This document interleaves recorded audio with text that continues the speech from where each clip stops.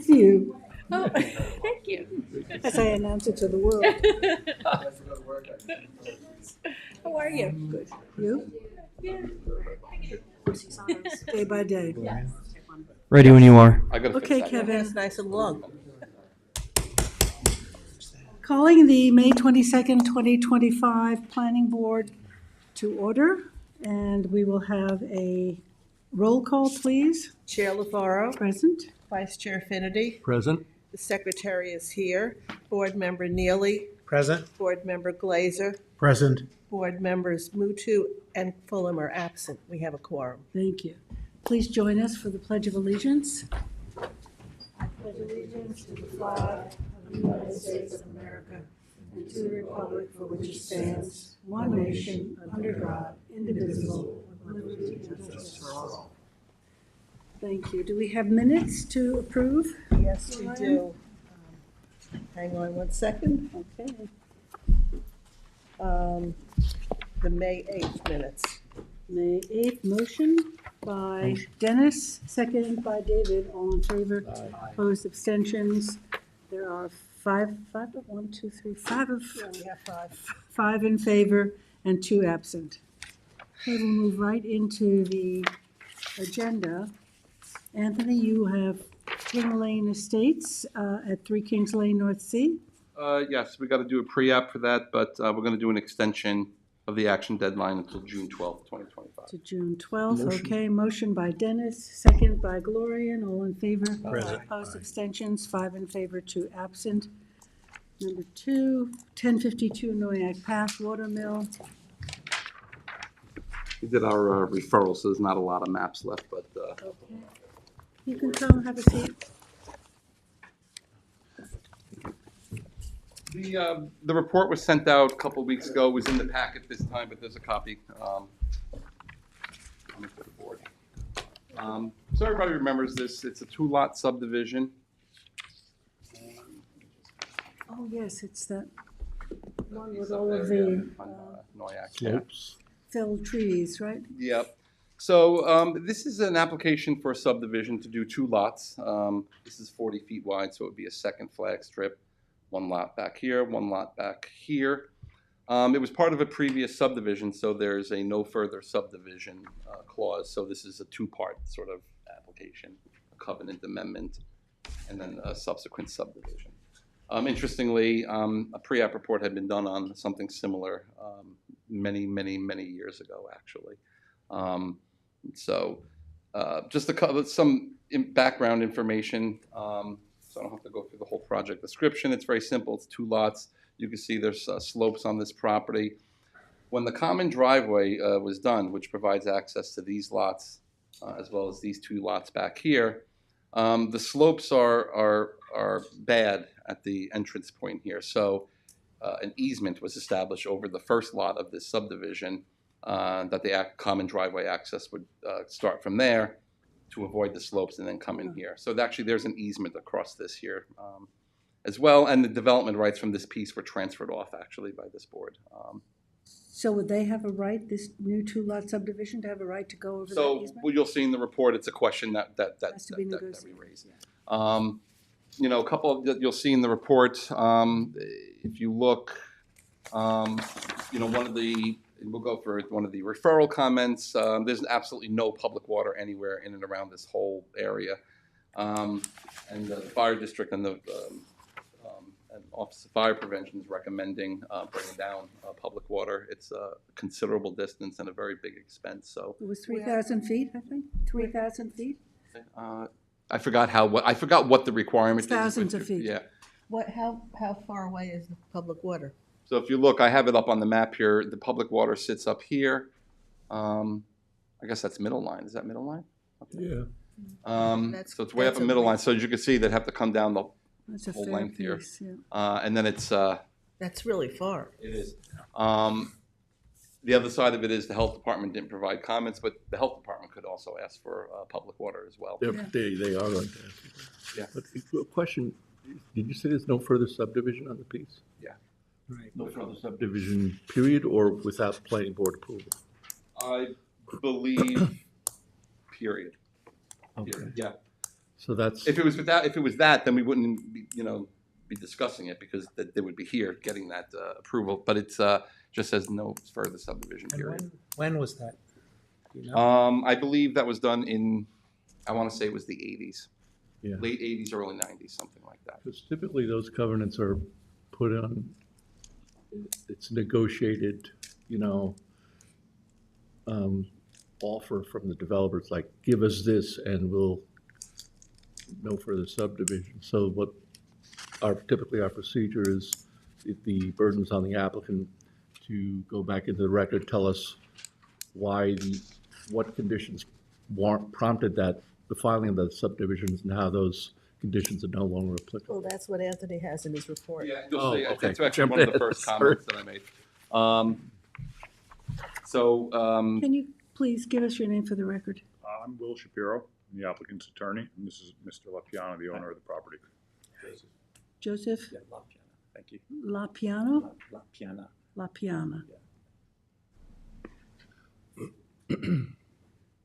And I've only owned the property for 2 years. So, You everything- bought it with everything there? Pretty much, yes. With the covenant, knowledge of the covenant. Yes. Okay. So let's go over the And report. I'm a contemporary artist, I'm a painter sculptor, so I'm not a developer. Mhm. I just, being an artist, the possibility of building a studio or another, thing for me to work in is really the goal here. So, But it's very you can do difficult. that under current, you don't need, Yeah, but subdivision. the way the property's configured currently, it just would make sense that that particular lot be separated from the main property. Okay, let's go over the All right, report. so page Anthony. 2, if you look at proposed subdivision, it's in the Aquifer Protection Overlay District. I don't know that clustering would be necessary here.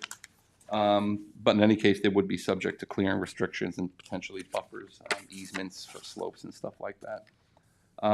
This would be a minor review.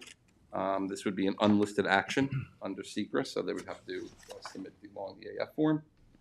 The park requirement would be satisfied with, I think, a fee. I don't think there's any, unless there was a trail connection. Yeah, There's the one trails, house, is, the trails are further Yeah, you can see, North. actually, on towards Middle Line and east off of Lopers. you can see them right here, actually, in the black and white and the Dotted yellow. line. So, we had a public comments. I have to put in the public hearing date. We didn't have any public comments, so I apologize. I left that blank. It's not subject to the Long Island Workforce Housing Act. We're pending engineering comments at this time, so that's noted. Conservation Board made comments. They want, obviously, updated to reflect all of the clearing. You can see there was a lot of, tree removal. can we get a percentage of clearing as it is now? Request that? So that, Yeah, I is thought we it on the- submitted an updated survey with that. Take a look at that survey, Will, that's on the table there. That's the most recent survey. And is that because of pine beetle damage? Yeah, the most recent survey does have the clearing calculations for each of the proposed parcels on here and the total lot. If you'd like me to read it off, I'm happy to. but does it give the percentage that's already cleared? Yes, It does. I Yeah. think, I just don't think it includes these areas that you see here. So just to clarify, and I've kind of said this many times, those areas are the mulch of the dead trees that were cut. Because when I bought the property, I couldn't get the structures insured, because when the insurance company came out, they wouldn't insure the property unless the trees adjacent to each structure, because there's like 5 structures on the property, were taken care of. So all of those spots that you see are mostly from the mulch that was cut, because I wanted it to be regenerated into the earth as opposed to taking things away. And I actually went as far as cutting the stumps and lining them in the driveways so that they would just remain on site as opposed to then taking those away. So It still counts to overclearing, all of those. I don't have any overclear. We are well below any. Well, excuse me, clearing. Yes, thank My- you. 'Cause you I said- misspoke. So Jackie, to your point, because I think there's a series of issues, I think we would move forward with the pre-app report as an issue, and then as they work with me, we could get We'll updated figure it out. numbers. Okay. So the Conservation Board, obviously they raised concerns about slopes. They talk about the updated clearing line. They also say that dead pines don't pose any safety concerns, so that should just be left. That's been the common comment. When Yeah, it the comes to common these things. practice is to just cut them and leave the logs in place. Bottom of page 3 and then on to page 4. This is where they talk about on the Office of Fire Prevention here at town, the installation of a fire hydrant and fire service main. So, and I sat down with the applicant and the representative to let them know this is a consideration. With all the other issues you got to look at, bringing in public water is very costly for an extra lot, especially something that far away. So Yeah. that's just something that would need to be considered. And the fire district also provided very similar comments that the water main be extended down. Trails advisory, we did get comments from trails, no trail implications. So in terms of the recommendations, the first one, Dennis, to your point, says there are at least 2 covenants for this related to the site. It says that no further subdivision may occur without planning board approval. And then subsequently to that covenant, there was a land transfer between this property and another property, the Ito application. I believe I submitted that 25 years ago to this board. So at that time, there was another covenant that was put in place that just said no further subdivision. To your point, Dennis, when the previous planner reviewed this back in the day, they raised that question. It says no further subdivision. What do we mean by that? What was the intent at the time? But the document just says no further subdivision. So now the burden is left, I think, like you said, on the applicant. And again, it talks about no further subdivision as approved by no further subdivision or modification. So it says, therefore, the planning board would need to be agreeable to a covenant amendment in order for the subject application to proceed. The applicant needs to provide the planning board with information indicating why circumstances have changed, warranting an amendment to the covenant prohibiting further subdivision. And so there's that. And says, well, the planning board acknowledges that it complies with zoning and is consistent with generally the pattern of development. It's not yet established that the filed covenant prohibiting further subdivision should be eliminated. So it says here the applicant should look at all the legal documents, surrounding these properties, give us a little analysis that says why the covenant should be amended for our consideration. Number 2 talks about the extensive history involving the subject site and the legal documents. These documents should be provided along with analysis how they impact the subdivision. And we talk, for example, that access off of Noyak Path. It's a designated easement that provides access to these properties. Does that mean another lot could be accessed from that? I don't have an answer for that, but that's something that would need to be presented to the board. Number 3 talks about the water main extension as a condition of any approval. Number 4 talks about the Aquifer Protection Overlay District, so we would need to get those updated clearing calculations. And also a potential build out, how much clearing would be allotted, for each lot. If you look on the subdivision map, you could see the 2 structures that are standing here. You could see they're surrounded by the slopes. They put the structures appropriately where the slopes aren't as drastic. So you're sort of seeing where I think structures would be located. And we want to include their project limiting fence. Yeah, of course. All that, and I'll put note that in here, Jackie, that any clearing related to the site. Anthony, the clearing that's on this map is current because this survey was specifically done for these purposes. So, we have the updated clearing calculations. Does that include these areas? Yes. Okay, yes. I'll verify that. If that's the case, then maybe Marty had the old plan, and I'll amend my report accordingly. In addition to APOD clearing restrictions, additional buffers and/or easements are warranted to protect sleep, so it's a natural terrain. Again, 6 talks about the survey being updated to show the full extent of clearing. So let me verify that. They may have done that, because I know a second map did come in. Maybe it didn't make its way to Marty. So we can fix that. Internal driveways and, that are meandering to the other sites would have to be removed. This board creates lots that could be sold, and unless we start putting easements over this stuff, it just wouldn't work, and we would have to get them removed. 8 talks about the steep slopes and that any further development would need to avoid the horizontal areas of slopes which exceed 20% as shown on the map. So that's really all I have. I think it's, it is what it is. I think the applicant's just got some work to do to see if this is a viable subdivision for him. Anthony, you mentioned earlier about the development rights were purchased. I thought I saw this when I read this before, but is it in here somewhere? Yes, so if you look, it's in the beginning of the report where I talk about this site here, in the front here, for which the common driveway is located. The second part to that is, number one, you have a legal document that speaks to certain lots accessing from there. Number two, the development rights have transferred off this site.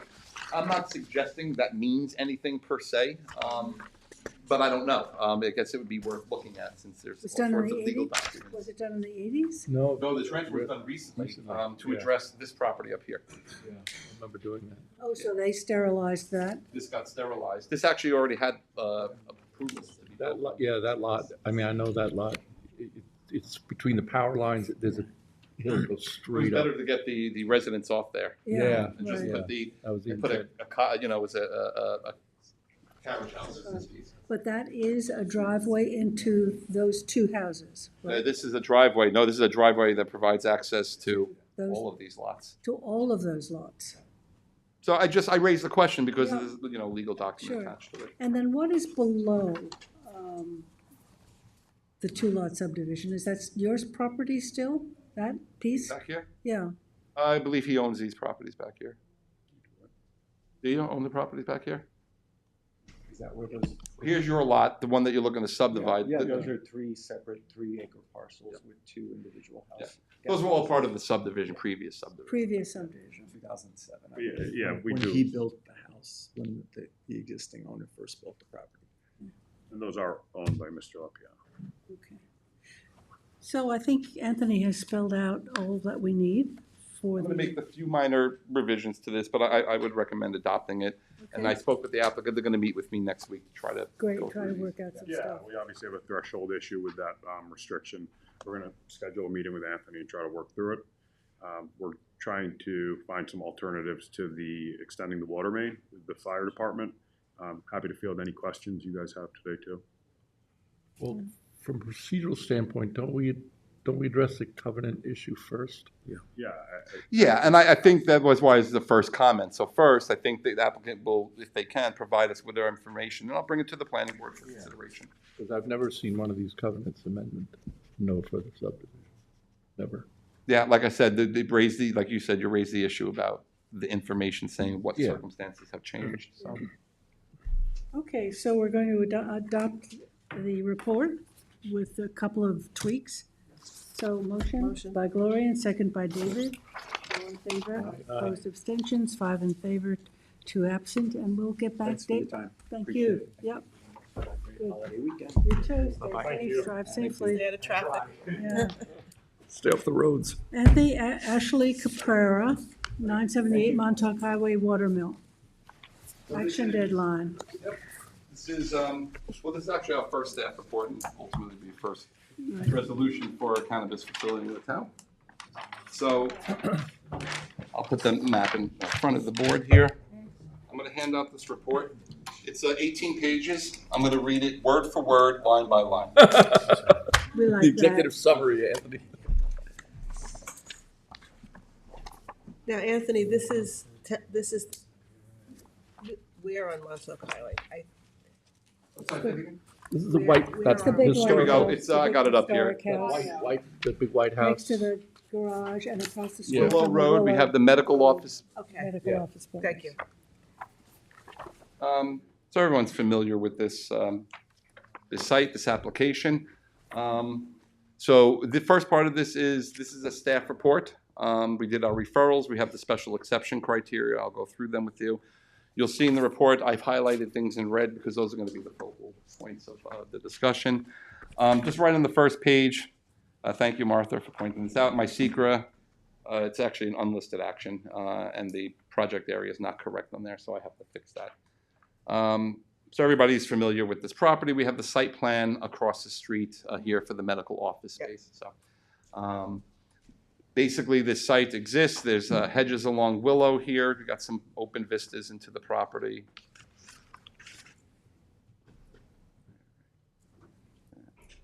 And there you go, with some dotted, with some landscaping.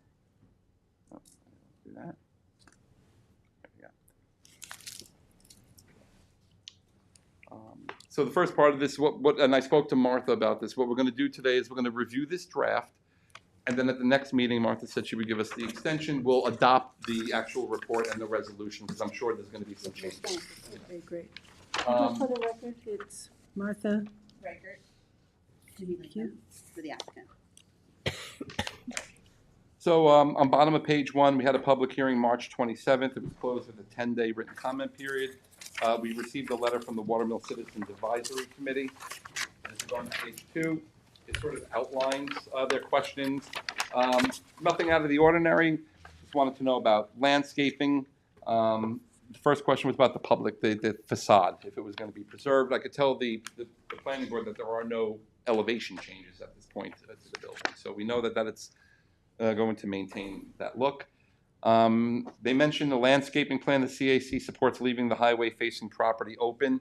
You'll see in the other referrals, the ARB ultimately also came out with that sort of recommendation. The idea was that they wanted to maintain the views into the property, and the Landmarks and Historic Board, the same thing.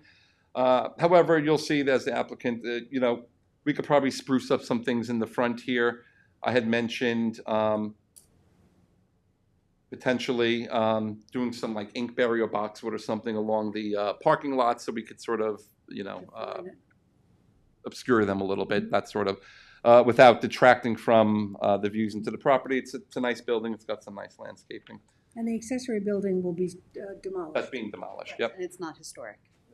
Right. And they asked us about signage, hours of operation, and all these things are incorporated in conditions of approval. So, and of course, their main concern was traffic circulation, and the big thing that they were talking about was, maintaining no left turns out of the front Correct. thing here. It's better to have it from this point here, but they did say, trying to prevent them directly, from the site in the front here. And I think we had that discussion, and that's probably something the DOT is going to. It's been on our plan. It's been on the plan from the beginning. That's Yeah. right, it is on there. SECRA, it's an unlisted action, and this board by resolution dated February 13th, 2025, issued in that. Town engineer comments are pending, but I did have Tom's checklist from January of 2025. Indicated that he wanted to know if the gutters and leaders for the existing building are connected to dry wells, in addition to limits of disturbance and sediment and erosion control plan. I spoke to Tom ahead of this meeting, and he's aware. He said, and they'll submit like they do, we'll make conditions of approval, and he has to sign off before we would stamp any maps, so the applicant's aware of that. The Office of Fire Prevention provided a bunch of comments. In the red there, you'll see things that I just extrapolated that I think would be more site plan issues that we could incorporate. The vehicle impact protection for the EV charging stations, their site plan does show 2 EV charging stations, so that we would note the bollards or something on the plan. A dumpster shall be enclosed per the town code, so we always get the dumpster details.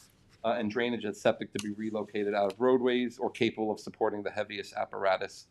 So I think that would just be an issue that you address. Everything else are the standard comments. So from page 3 all the way to page 7, basically, we have comments from the DOT. The applicants are working directly with the DOT, so their comments come out of their permit review process. They have their own plans with unbelievably excruciating detail that we would never get into or look at. Thank the Lord. That being said, I tried to pull from their recommendations stuff that we would want to consider as part of this application. So number 3, they're talking about cross-access. They're recommending cross-access. I don't believe, I'd have to look, I don't think. I imagine they're only recommending it for the gas station property, right, Strong's Oil? It wouldn't do you any good to get out to Yeah. this property, but my guess is that they're recommending it for here, for this gas station here. Not sure what we would do with it. Cross-access here. It's going to take you out to the same road. I mean, get Yeah, here that's closer. Willow, yeah. So, I mean, if that's something that I think we would just make it a condition of approval that the site plan would show a future cross-access with the adjacent gas station. Sure. And I don't know if we have Zoom, but I believe our engineers are available on Zoom if Okay. we have any questions Okay. during the group. We'll go through it and see. Keep going then on page 5. It says provide appropriate signage and pavement markings at the driveway, site driveways, one-way stop, do not enter, that kind of stuff that we would want to see on the site plan. Number 15, they want an ADA compliant 5-foot wide walkway between the entrance of the building to the public sidewalk. That's good. We'll take a pedestrian crosswalk to the site, Is there a That's on the sidewalk there? plans. No, there isn't one now. but there will be. It's on our site plan that Oh, we okay. submitted to the board. Yeah, that's part of what the DOT is making them do. Like I said, this was a very far more detailed Yeah. work that I was expecting, actually, but we appreciate the applicant doing it. Provide bicycle racks close to the building entrance. They're asking for bicycle racks. So you're smiling, and I understand why. But the idea is that, someone could conceivably ride their bike there. There's no technically consumption rooms or anything that's supposed to be happening there. So I share in your smile. I was actually smiling also because I've never heard anybody say that we should do that. I'm not sure I've seen that a bicycle rack on any site plan. I did put it in one of my previous reports not too long ago for Heatherwood, as a matter of fact. So, I mean, if it's something that the applicant's willing to do, let's put in a couple of bike racks. We'll take them, maybe someone go ride there and, And I believe there's a bike lane in front of this property. oh, that could be true, actually. I believe the DOT between Bridgehampton and Watermill. Maybe it's planned, but it's not marked out as a bike lane. Okay.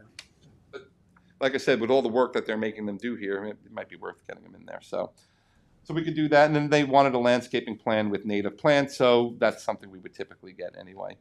And like I said, most of their other comments are all very detailed mapping stuff. So I just wanted to extrapolate what I thought would be good here. Go to page 8. The ARB had a nice discussion about this. It sort of went back and forth. Do we want a hedge in the front? Do we want some additional landscaping? We don't, we do, we don't, we do. And ultimately, it came down to they didn't think that any additional landscaping was necessary. Like I said, along Willow, we're pretty well buffered with hedges and then the trees. And here, the vistas are open. So my suggestion would be is that we would, and I discussed this with Martha, fix up some of the landscaping in the front. It hasn't been well maintained. And then maybe getting some landscaping, along the parking lot to soften the impacts. And I think that would probably be sufficient for this site. Is the entrance going to be the door of the house, the front door of the house? No, the entrance will be on the side. It's on the side, yeah. And there'll be an ADA ramp. And the existing door is quite narrow, so it has to be widened for Wheelchair accessible. wheelchair accessibility. And there'll be what they call like a glass box, so it's a little vestibule. And the ARB had no problems with those architectural changes. And then we're also putting ADA improvements in the interior as well. And by the way, the Landmarks Board acknowledged that as well. Do we have an interior plan, a drawing just of what you're going to have, counters, Yes, you have seats? floor plans and We have that? elevations. Is it up, can we put it up on the screen? Probably not. They're hard to Not scanned. scan these things. We do have some very nice color renderings that the ARB saw. Saw something. You know what? I actually might have. She'll get that out for you, Jackie. Okay. In the meantime, I might have some extras from so I'm on ARB. page 8, the historic board. So on the one hand, they note significant impacts, they say, on historic resources. 1780. Yeah, it goes way back. Wow. It goes way back. The Rose House. Yeah, it was the Rose House. And what they're recommending, Jackie, this is sort of a tough recommendation, but they're recommending approval of the change of use. They acknowledge it's an adaptive reuse of the building. It's just interior changes. Upon applicant's acceptance of a possible historic preservation option through designation as a town landmark, should the town be inclined to do so. That's sort of a tough, thing to coordinate, to hold up an application. What I would say is, there's no changes to the building elevations at this time. Anything that they wanted to do to that site would be subject to landmarks review, architectural review board. However, I don't think there'll be any harm in putting in the resolution or even in this report that the applicant, may want to consider landmarking the building. It's very old, the community loves it, and there's all sorts of tax benefits that someone could get for something like this. And I think that what we would condition that the facade is being maintained. Street facing The street facing facade is being maintained. Because I don't know that you could condition an approval on them landmarking, or at least, No. but we could certainly urge them to look into it. And then the fire district came back with comments. The same thing with the fire Office of Fire Prevention. They want a Knox box, which makes sense. So they have access to the building. So this application is subject to the general and special exception standards. As general and the specific. Number A, that the use would be in harmony and promote the general purpose intent of this chapter. The proposed non-medical cannabis use is consistent with zoning and land use requirements. And actually, the applicant, this was very, very smart on your part. Duly noted to other applicants for such uses. They went and they gave us a radius map, and they took a 500-foot radius. They ignored 200 feet. They just did a 500-foot radius map taken from the property lines of the property, showing all the properties, and there's no churches or schools. So that was a nice conservative approach. Now it doesn't raise any questions about it. So Applicant did that? so we appreciate that. That was good. Can I To ask make it easy for you guys to understand. a question on the architecture? Sure. This side addition, this little sort of portico that you're adding on, what are the materials of that? So in those, It's in this. yeah, it's in the floor plans and elevations, which our architect reviewed with the ARB. Actually, they didn't even have any questions for him. So I don't have any extra copies, It's in, but I think it's, so it's the, I saw it. just a little, where am I? So your ADA ramp, so the stairs have to be redone and there's a landing, right? Oh, okay, but it's not okay. That's fine. No, my question is that it's totally not in keeping with the architectural vernacular of the building. It's a modern Sure. addition. So, in historic preservation, there are two lines, right? Most local historic preservation boards like to see additions match exactly. The National Park Service actually takes a completely different stance when it comes to the Department of Interior and the National Trust, and they always think that additions should look different from what is the contributing important historic resource. But the ARB reviewed it, and they had no issues with the architecture. and Are the those addition. cement sidings? What are the sidings of the ramp? Sorry, I don't. Please. Sure, if you'll lend me the. Yeah, The very last page. The very last page has Oh, I have the an extra one. Yep. Here we go. Thank you. Not that I'll be able to read it small, but. Tempered glass, it's glass. clear tempered glass with a canopy. It's right here, Joe. Oh, yeah, they show it. Second to last page on the elevations they have it. That's exactly what it is. Edge risers, small lighting, the glass box, and then you also have the renderings on the foot. So it's tempered glass.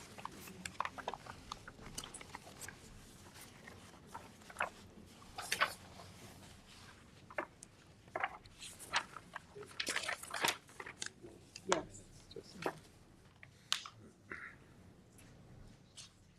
And the ARB had no issue with that. Yeah. So they spent much more time talking about landscaping. They were fine with the architecture. Same with the landmarks board.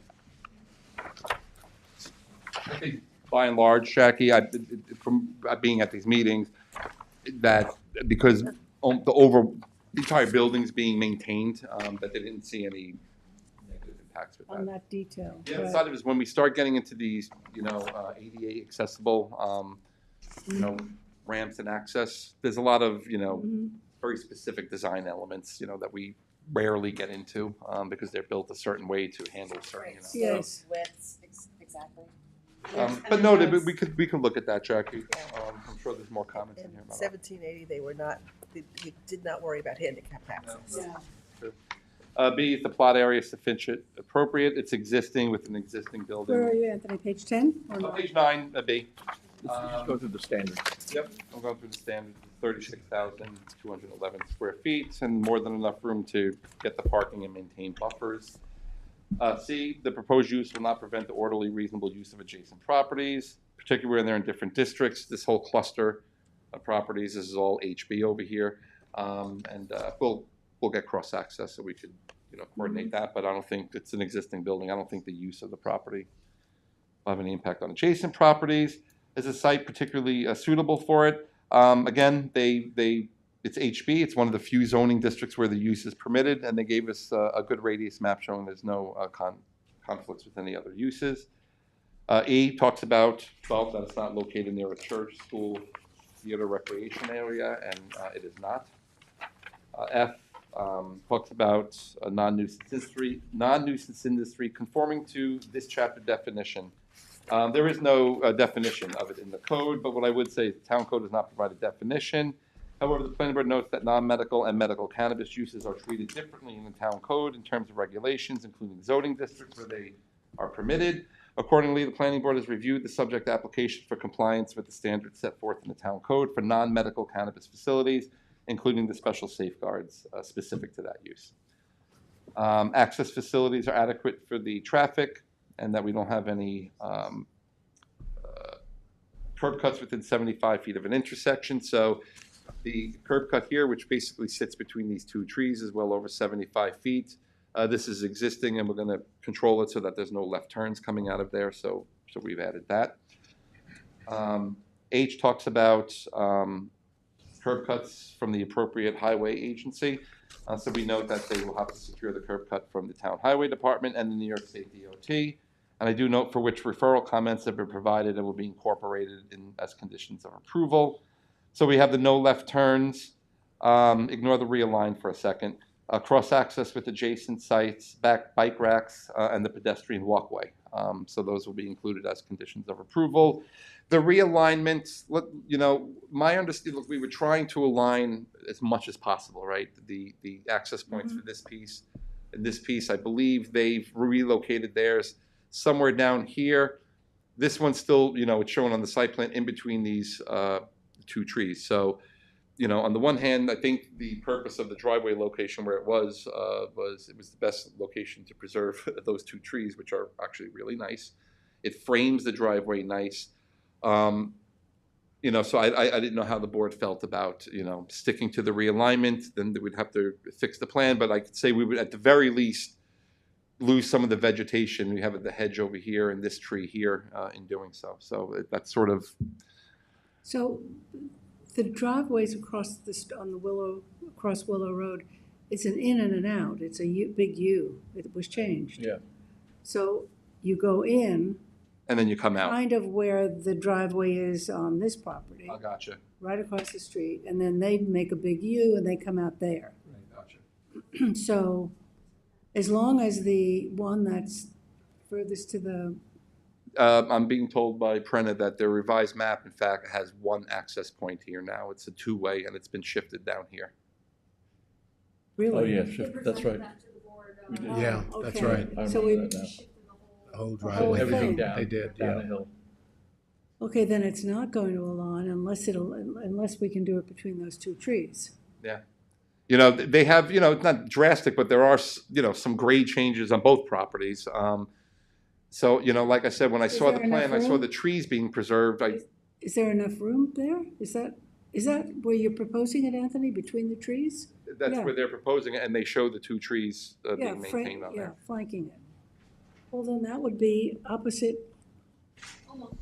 It's almost opposite. It doesn't exactly line up, but it lines up pretty close. And then we close off the other driveway, Yeah, well, this is going to be, this remains open, but it's, the one on Willow that's Willow. there. yeah, this is, Close that Oh, off. it's not even really a driveway, and we'll have the hedge continue across. It'll be Yeah. abandoned. there you go. How wide do we need for two-way, Anthony? How wide do we need for two-way access? 20 feet, 18? something like that. 20. I don't know what the standards are, but it's got I to have be to- somewhere yeah. about 20.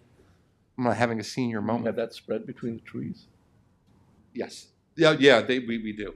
It's probably more than that, actually.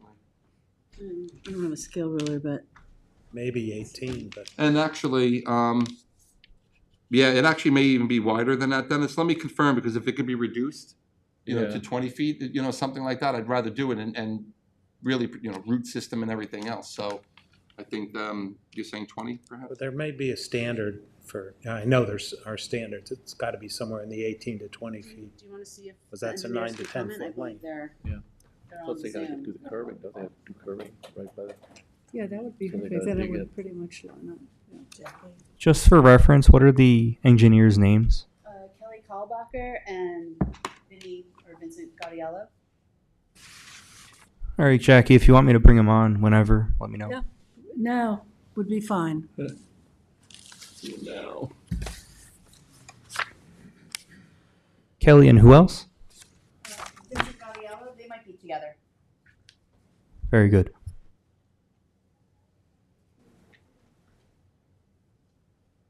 Hello. Can you hear me? We hear you. We vaguely hear you, don't see you. Yeah. So I'm sorry, you're questioning the width of the driveway in that area? Yes, the proposed driveway between the trees. From Yeah, Willow. right now I have it at 22, but I believe we could go down to 20 if you like. Anthony was mentioning to save the root ball system and whatnot. Okay, that was our question. Thank you. Okay. Okay, Anthony, I didn't mean to interrupt you there. No, that's okay. All right, good. So, So we're on page 11 now. yeah, well, yeah, Anthony, yeah. excuse me, on H, you say cross-access with adjacent sites, Well, I think we're just talking about one to the south or west, whatever you want to. Yeah. Okay. This one. Yep. Right. I talked about parking and parking and truck loading spaces, and they comply with the requirements. It's probably more parking than they're really going to need. Jay talks about buffers. I think we went through this. So I think in the front, you know, she was talking about continuing the hedge. We'll get some more landscaping here, get some more landscaping for the parking lot. And then I think, you know, they'll clean up in the front here, and we probably would maintain the vistas in here so we could keep the building exposed. So that's what it says in J. K, stormwater runoff, again, it needs to be contained on site. The DOT notes that. In fact, the DOT is asking for, you know, drainage, all sorts of stuff, and they're going to have to get our engineer to sign off prior to you signing the maps. L, no outdoor sales lot, rental equipment storage areas. So I say the proposed project does not include any outdoor sales lot, rental equipment storage, or display areas. No outdoor sales, pickup areas, or designated consumption areas are permitted. M talks about the specific conditions and safeguards, which is the next part of this. So page 12 and 13, I started to make this easy for me and for the board. A, B, and C talk about the separation distances. And so, as I said, they gave us a radius map, and that they're well over any of the separation distances. So if you look at page 13, it does say that pursuant to the radius map, which shows the 500-foot radius taken from the property lines, there are no schools, community centers, or places of worship within 500 feet of the property. D talks about the 1,000-foot radius from other premises. There are no other dispensaries existing or proposed within 1,000 feet taken as a radius from the property. Further, the New York State Office of Cannabis Management has issued proximity protection for this applicant, indicating compliance with the requirement. And further, the state is tracking separation distances on their proximity protection maps, which are accessible on the OCM website. So you're basically, they're saying that we will give a license to anybody for a facility within 1,000 feet. Yeah, in other words, they have proximity protection, so now they get the proximity. No one else could go within 1,000 feet of their Yeah, use. that's what. Yep, that's what you said, right? Yeah.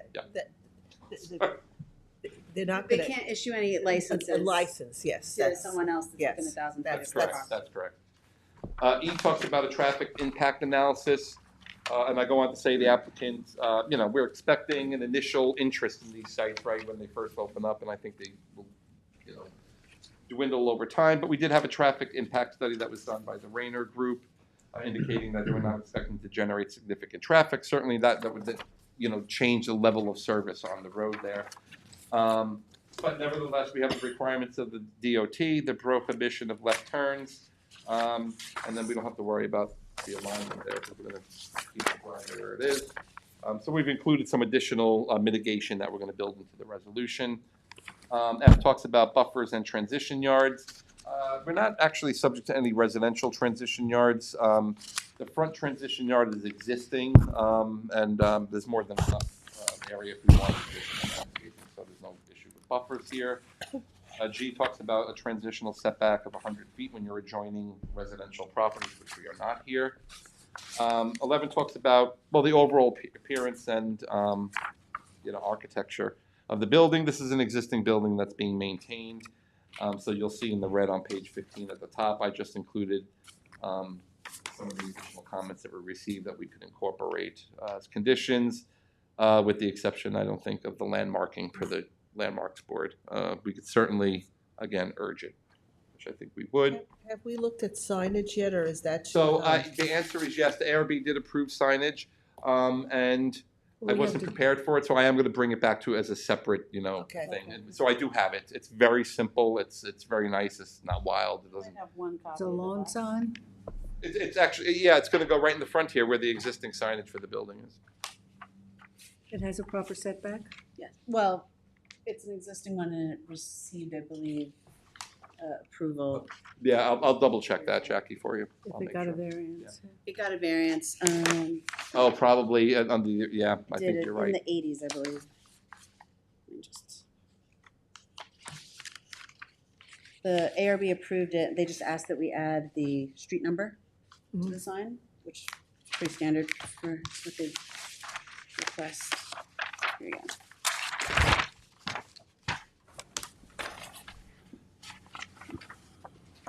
I'm glad I grabbed the ARB file. Premium Green is the name of the shop, Hampton Premium Green. and it is black PVC, light posts, and lighting? No lighting. No lighting. There's no lighting now, so we're not. Can you consider, and it's not on for today, but you said PVC? That's what it says, We black, get wood, 1 inch natural black material? PVC panel. We'll get natural material. Yeah, natural material would be much better. Does that conflict? Because I felt like I saw in the DOT recommendations, they said something about PVC sheet. For signage, Listen, you guys, whatever you want. Yeah, we'll do We'll do we're it. gonna take jurisdiction of the signage there. I've never seen PVC. Yeah, so we'll add that, Jackie, about natural materials for the signage, 'cause that's Sure. Yeah. legitimate. That's totally fine. K talks about, oh, no, sorry, J, outdoor speakers, so there's no outdoor speakers, outdoor music, or public address systems. K talks about pedestrian circulation plan, walkways. So again, we know the DOT has some recommendations, and then we're gonna incorporate into ours, so we have some, and actually, new sidewalks in the front, pedestrian connection, Yeah, bike racks. So we got some pedestrian work done out of this application. L, no drive-through windows.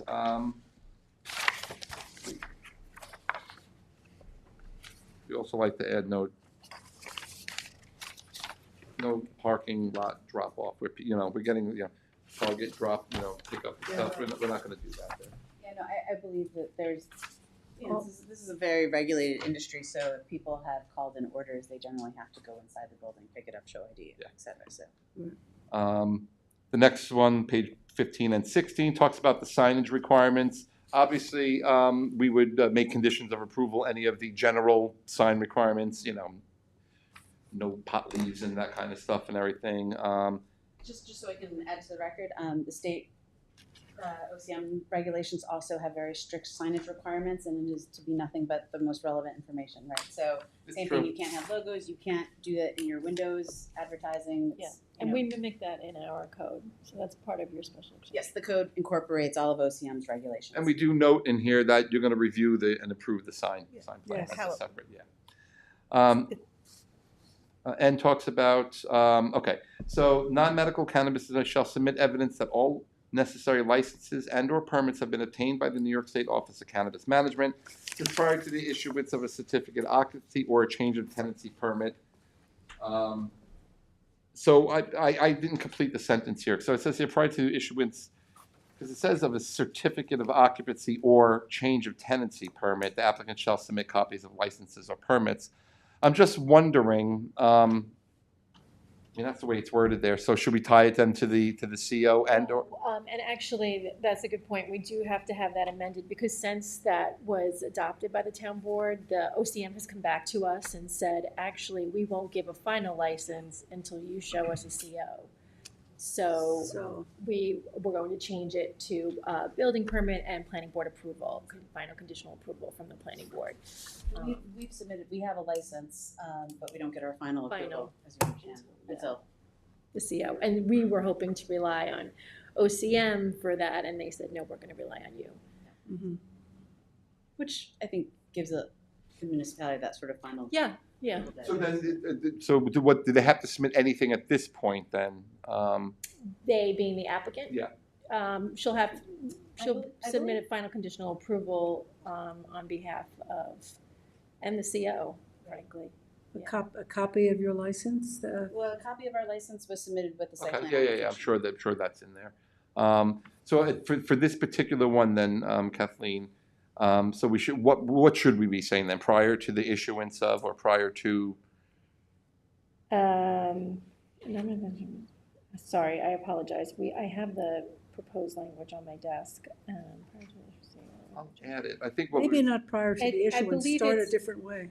Yeah, and I believe it's, Well, I think what it could say, Kathleen, is the applicant shall submit all licenses and permits issued by the Office of Cannabis Management pursuant to all state and town I was gonna say, I think we requirements. left it broad. Broad, something like that. Perfect. We're on the same page, Kathleen.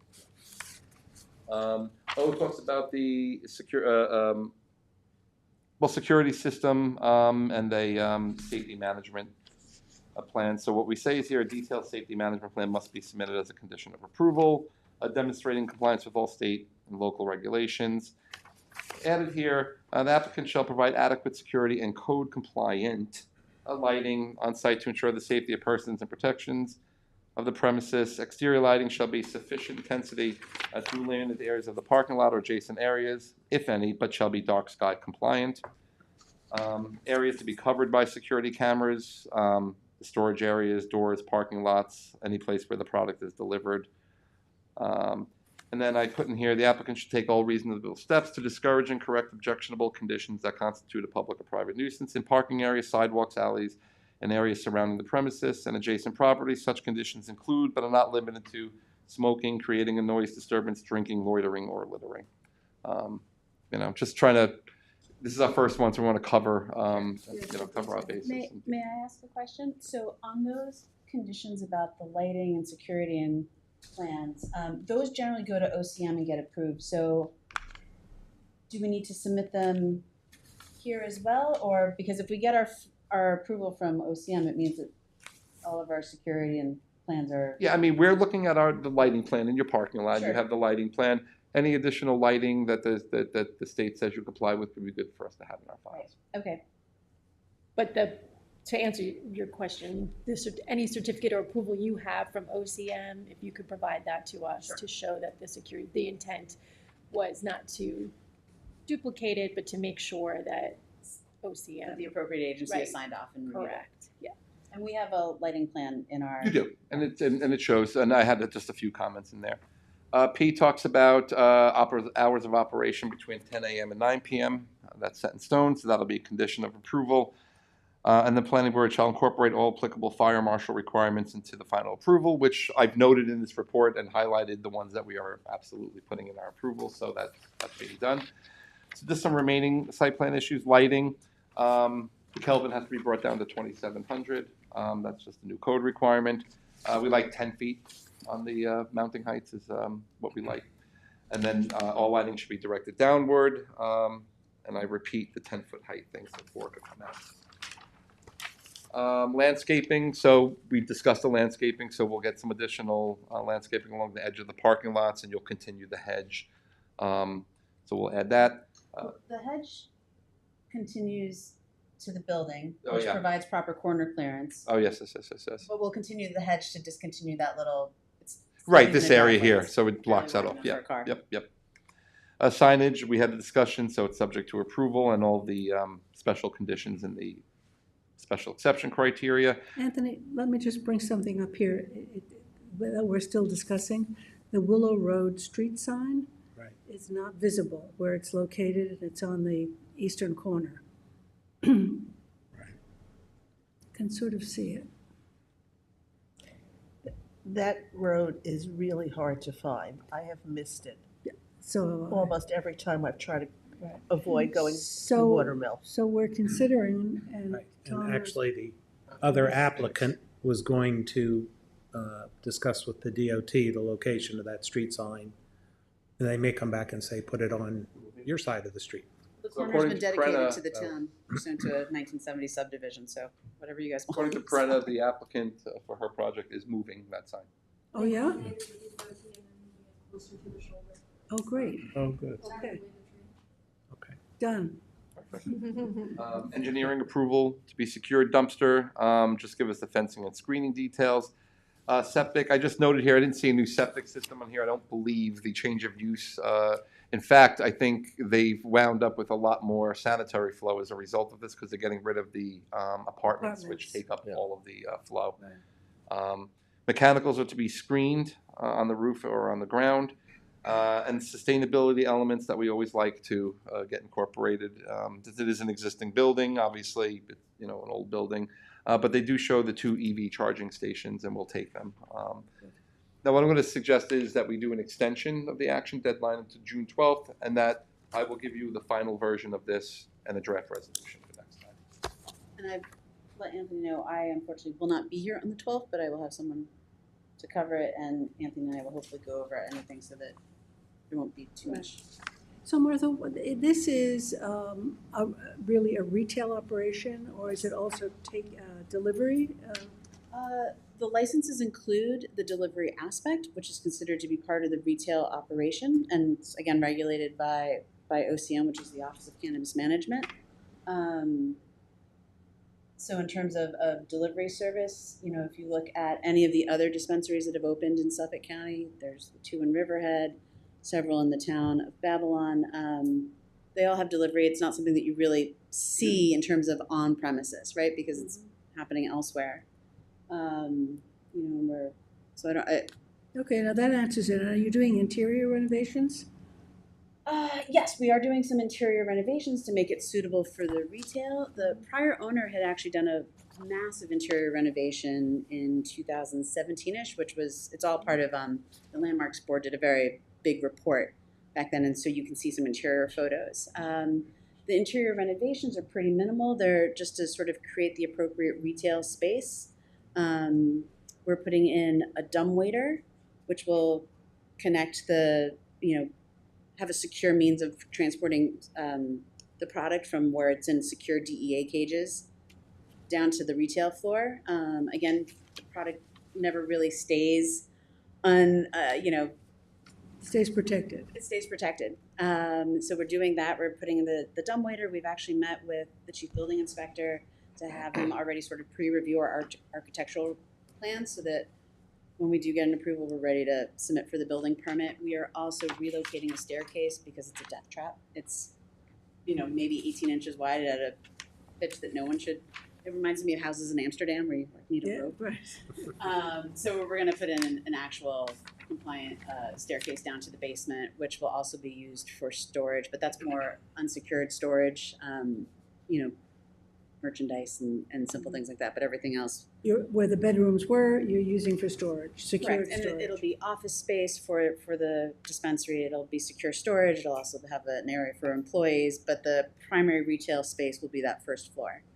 And again, it's just creating those counters and to turn it into a retail space. The secure storage spaces, is that specified by the state? Is Yes. that part of the cannabis? Yes. Yeah. And just one note, Madam Chair, as it relates to delivery, the state regs also require that any delivery vehicle not have any signage or indication indicating that which is being delivered. So arguably you will not know which vehicle is Right. a delivery vehicle. Right. Could be Right. the plumber. Exactly. So they're not have splashy logos, and again, because all of that, over advertising, showing logos of pot leaf or, suggestive names, that's not permitted under the state regs. Just one, if I may ask a really stupid question now. Delivery services have to operate within the same hours of operation? Do you know? I believe so. I was but just, will I was have to curious. confirm. It's just one of those things. Yeah, I don't- I believe so as well. Yeah, they haven't looked. There you go. Okay, So I'm just gonna so request we need an an extension of extension the from action you. deadline. I will happily grant the extension to the 12th. Motion by Dennis for an Second. extension to June 12, second by Gloria, and all in favor. Aye. 5 in favor, 2 absent. You guys are welcome to keep those handouts. They're already in the record. They're just extra copies I had. Yeah, well, I gave you mine back. Yes. But Good, thank you. thank you, everyone. Thank you. Thanks, Martha. Thank you, Anthony. You want to go to 1456? We did weirdly. We did the staff report last time on this one and adopted the staff report. Normally, we do a staff report and then do the staff report adoption and the resolution at the same time, but that's why you were I was having confused. such a hard time with the minutes from last. Nothing technically wrong with what we did there, but it's what you are. I was just, We have a nice heading, we have a nice title. I know, all of them have it today. So we did this for 1456 last time. If you recall, the big holdup was dealing with that 50% clearing. That is, not that there isn't an opportunity to get past that, but the Pine Barrens is just now requiring a hardship, period, end of story. You would have to go to They have to go. a hardship. So we're going to keep it at 50. Let me just pull it up here. So yeah, we went through the staff report last time. Let me just put this up. Did all the referrals last time. You can see a lot of this vegetation has been killed, disturbed. There's all sorts of debris in there, dead trees. Yeah, I mean, I think I would just go right down to the resolved. Is there someone here? Susanna Herman?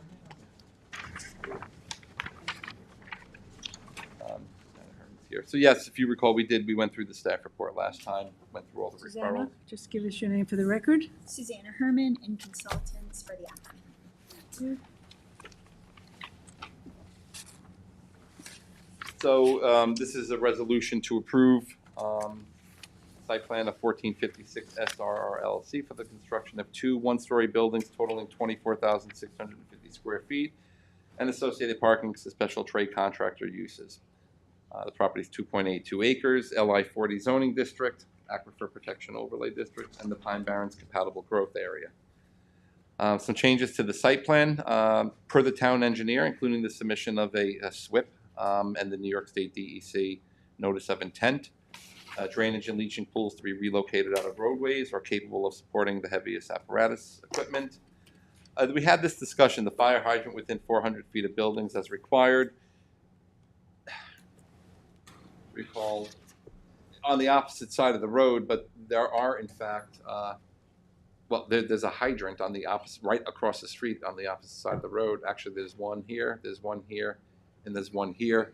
They didn't specify, other than within 400 feet, but there's a few of them within 400 feet. So I didn't know how the planning board felt about that, so I put it grayed out. It looks like there's compliance, no? Yeah, no, there's one, here's the property here, there's a hydrant over here, there's a hydrant over here, and then there's another one up here. So they're flanked by hydrants and one. So they're flanked by hydrants, aside from putting one on the opposite side of the road, but I don't, it's Doesn't not like make this is Montauk Highway, where you don't want, so I thought this might be a little bit overkill here. Do you have those on your GIS? Because I couldn't locate What's that? Right. the hydrant locations. You don't get all the stuff that we get. I'm on Google Earth trying to do pedestrian. Yeah, no, but I do have, They're- Yeah. They are there. they are there. I know I looked, I checked to make sure. Someone was saying something? Were you saying something, Tom? So you're talking about 1C here? Is Yeah. that- So okay. should we just, So is it within 400, is there one within or not? Oh, there, yeah. I mean, Because they There's are one- citing a section of their fire code that they want you to comply with. yeah, I mean, if you go out and check, there's one right here, which is less than 400 feet. There's one right across the street, which is 20 feet away from the property. can we see those? And they're on the other side of the road. They're on the opposite side of the road. I mean, the only reason I could think that they might be putting this in here is that they want it on the same side of the road, but they don't say that. That they don't say there. I mean, I know from past experience, it's, fire department would prefer to have a hydrant on the same side of the road as the fire. Is it worth They're on the asking? same side of the road that this property is. No. No, they're on the opposite side of the They're road. on the other side. So that's the only reason I could think that, Yeah. but you would think they would have somehow explained that, if there's two Yeah, they- hydrants they- there. See them, Anthony? Are they Yeah. there? There it is. The one across. That's a little So bit this- to the south. So this one is to the south. This one here. This is the property here. Yeah, So it's not right across the street. saying 350 feet or so. No, you're right. It's not right across the street, but it is just to the south. So can the applicant clarify that? Do you want us to measure how far it is to Well, the? Or is the issue the side of the road, or has Yeah. it just It not is. been measured? This is coming from the fire Correctly. department. What I would say is that came from the fire department. I don't have my report here. Let me look at this for you I'd guys. say, maybe just ask them. I'll clarify. Let me leave it in the resolution, okay? And it could be removed if I'm because if I'll look to see what the fire marshal said and the fire district. One of them said we don't need anything further here, and one of them said, can you put in a hydrant? So that's the reality of it. On the referrals, right? So we'll just keep it in there. It could be removed. Okay. It's not urgent. Depict the clearing at 50% and adjust the limits of clearing and the clearing calculations. You got to provide at least 25% of 25 square feet of interior landscaping for each parking space, and that's pursuant to 330-99J of the town code. Provide those calculations and show areas of outdoor storage. We like to designate them on these commercial, these industrial sites. Changing to the lighting plan, 2,700 for the Kelvin. That's not supposed to say 3,000. And bring the light fixtures down to 10 feet high. Just as a reminder, that's measured from the lowest light emitting part of the fixture from grade. Landscaping, again, we got to revise the plan for a 50% clearing limit and the revegetation plan accordingly. The plan should include the parking lot landscaping with the calculations. It is noted the applicant did give us a substantial revegetation plan. It just have to be adjusted to meet the 50%. Anthony, am I correct in that the outside storage area is part of the cleared? Yeah. Absolutely. It should So- be within their developed area of that. Okay, so, I'll maybe want to meet with you to clarify what's typical to show, because I know you were saying at the last meeting that a lot of the site plans don't show outdoor storage for special trade contractors, but it always happens. So I want to make sure we're showing. You're showing it. It does. So we can You got a talk about woodworker that goes in there. They bring their stuff out sometimes, because of all sorts of reasons. but what I'm Or it saying is, expands. if you then create outdoor storage later, that could have an impact on Yeah, the absolutely. clearing. clearing. That's why we like to see it designated Yes. so we have it. Let I talked about changes to the floor plans and buildings. This says number of uses. I don't think you have an issue there because you're allowed one special trade contractor per, I think it's 10,000 square feet. So whatever the requirement is, we just want it noted on the map so we're not Right, exceeding. I think there's 12 possible units. Yeah, and I think you were okay, but let's just make sure the calculations Mhm. work, that there's no excess there. General conditions of the approval, signage to be approved by the planning board, HVAC and mechanical systems to be screened, dark sky compliant lighting, no dusk to dawn lighting fixtures, no additional lighting without planning board approval, and the shielding of lighting downward. The affidavit for compliance with the site plan conditions, attain all required permits from the highway department as may be applicable. Sure, because it's one way. It's going to be a one-way entrance and exit into the site now, not this curved driveway. So they probably need a new permit. Letter I is out. This is not a storage facility. J is a pre-construction meeting with the engineer prior to construction. 6, to be completed prior to signature, town engineer approval of the final maps and the SWIP. The filing of the notarized affidavit. Department submission of the 6 sets of the plans for signature. And then prior to a CO, we need a maintenance bond for a period of 2 years for all that landscaping. Anthony, just a reminder, somewhere between D and G, we should insert no internal illumination of these charging stations. Kind of should be a boilerplate. I'm sorry, can you do that? These charging, these electric Oh, charging okay. stations, Tesla, No illumination. no internal illumination. And the sustainability aspects of these are new buildings, right? Morton buildings, we normally get for Any special. possibility for solar panels on the roof? I can ask the Because property owner. we're trying to, where we can, we have that language. Yeah.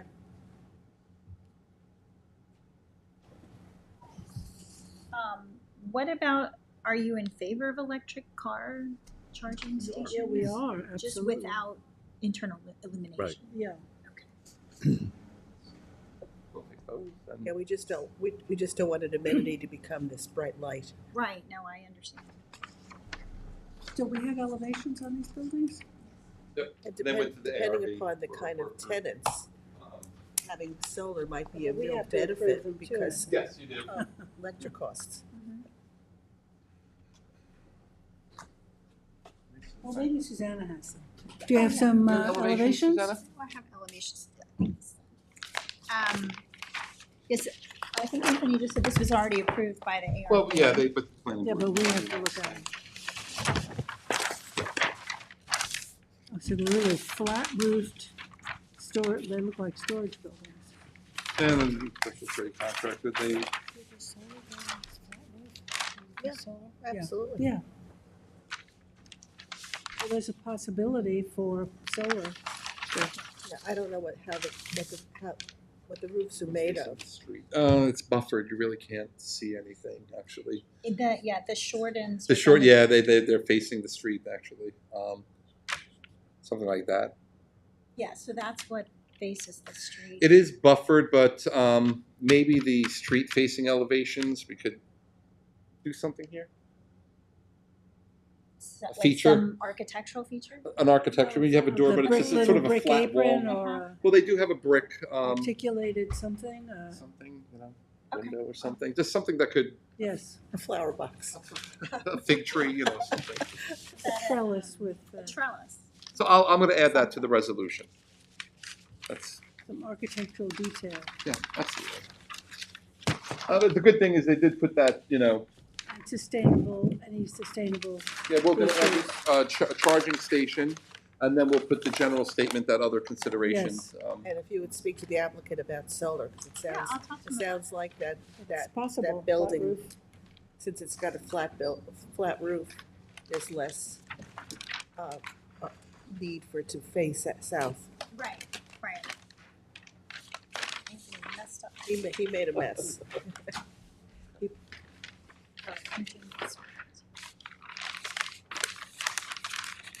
So I have the noted changes, just a few minor ones, and so I would recommend adoption of the. Okay. Any other questions from the board? No, okay, motion? Motion by Dennis, second by Gloria, and all in favor? Aye. Opposed, abstentions, 5 in favor, 2 absent. Anthony, is this your file? Yes. Yeah, that's another application. I was stealing your survey, I apologize. Okay.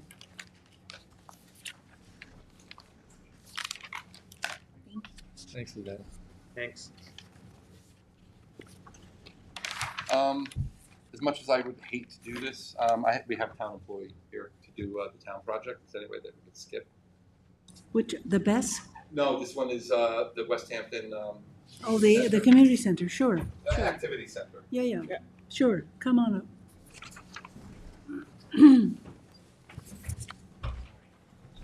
We're just taking Claire's town. Welcome, can you give us your name for the record, please? Good afternoon, my name is Nicholas Jimenez. I'm the Capital Projects Manager for the town of Southampton. Your last name, Nicholas? Jimenez, J-I-M. Joseph Rettig, R-E-T-T-I-G, BBS Architects and Engineers. BBS. Tom Horton, town engineer, comments Hi, pending. Tom, how are you? Is that part of your middle name, Tom? It's Comments pending? pretty much. Okay, this is the West Hampton Activity Center at 399 Mill Road, West Hampton. Anthony? Yeah, I'm just, so I'm going to have Tom explain what this is, a town project. Here I have up on, everybody knows where we are. This is Mill Road in West Hampton. You have the school adjacent to it, and then go down a little further, we have the West Hampton 7-Eleven before you get to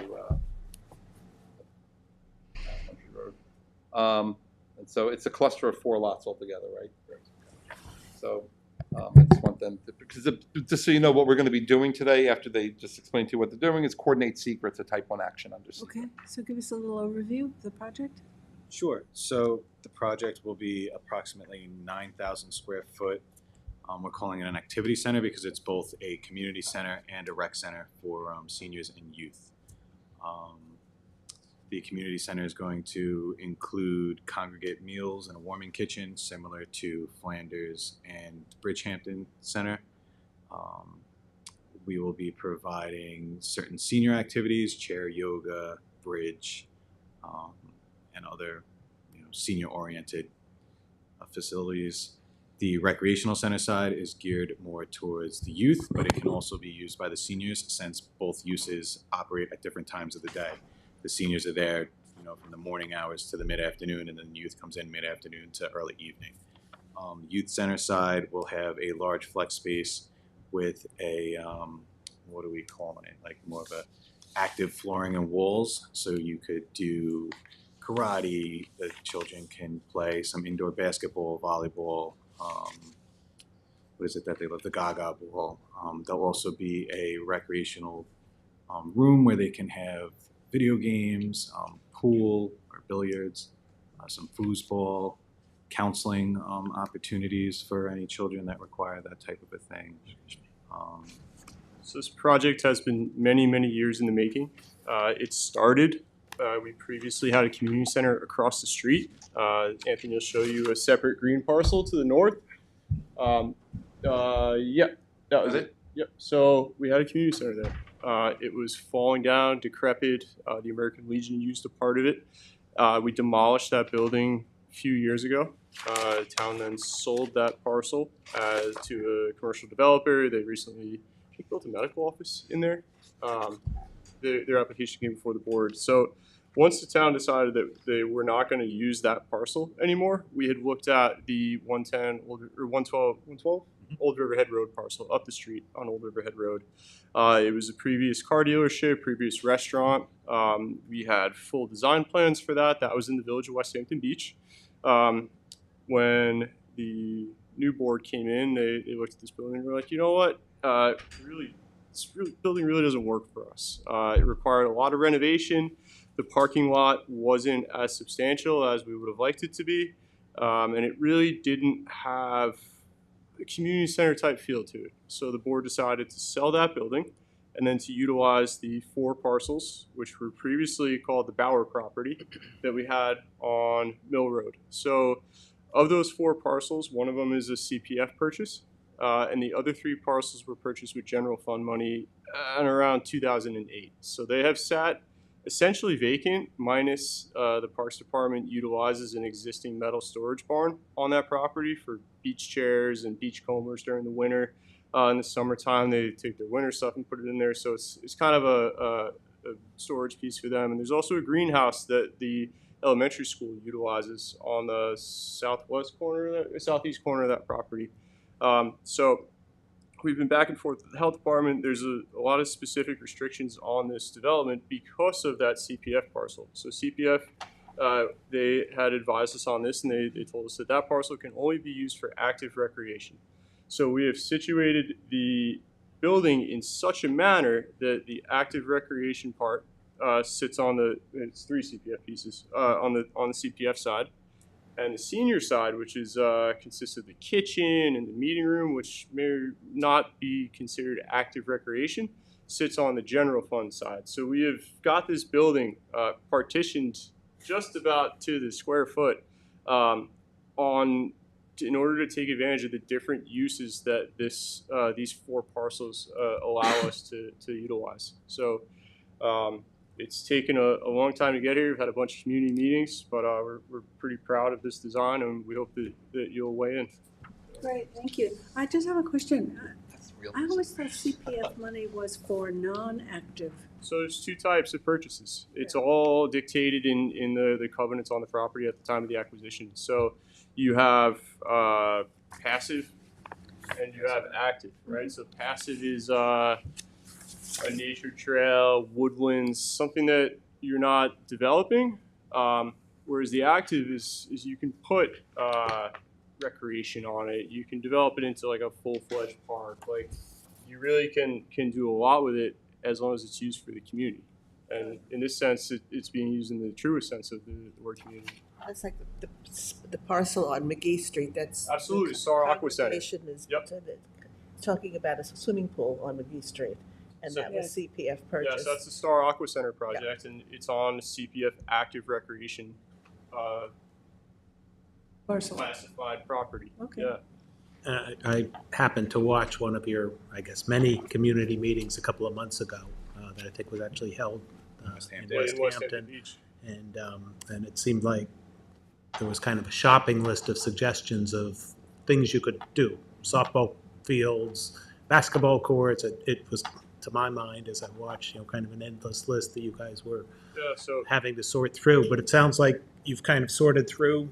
So phase 1 is the building, and that the town board has allocated funding to build the building. Along with the money gained from the sale of the previous building, we have just enough money to build the building that we want.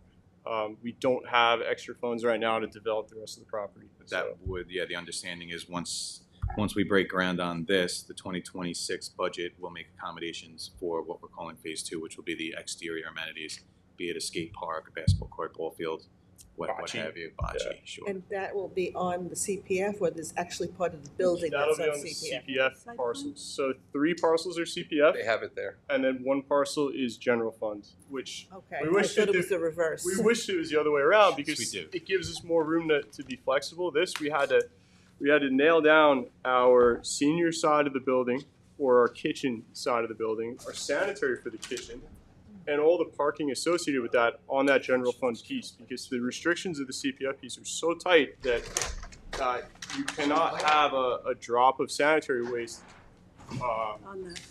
procured from the general side to be disposed of on the CPF side. There's no intermingling, right? So we made sure that all of our utilities, all our HVAC, all of the basically shared items all went through the general fund parcel.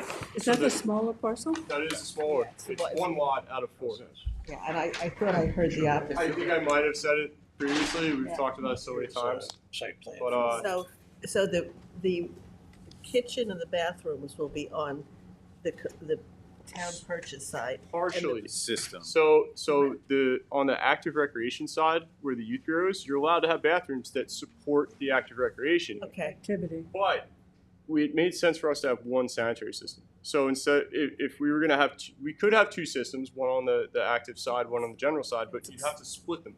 Yeah. So we wanted to kind of take advantage of, putting 1 bigger system in. So everything's on the general side, because there's no restrictions. What's it going to? There'll be part of the building that's where community park will be.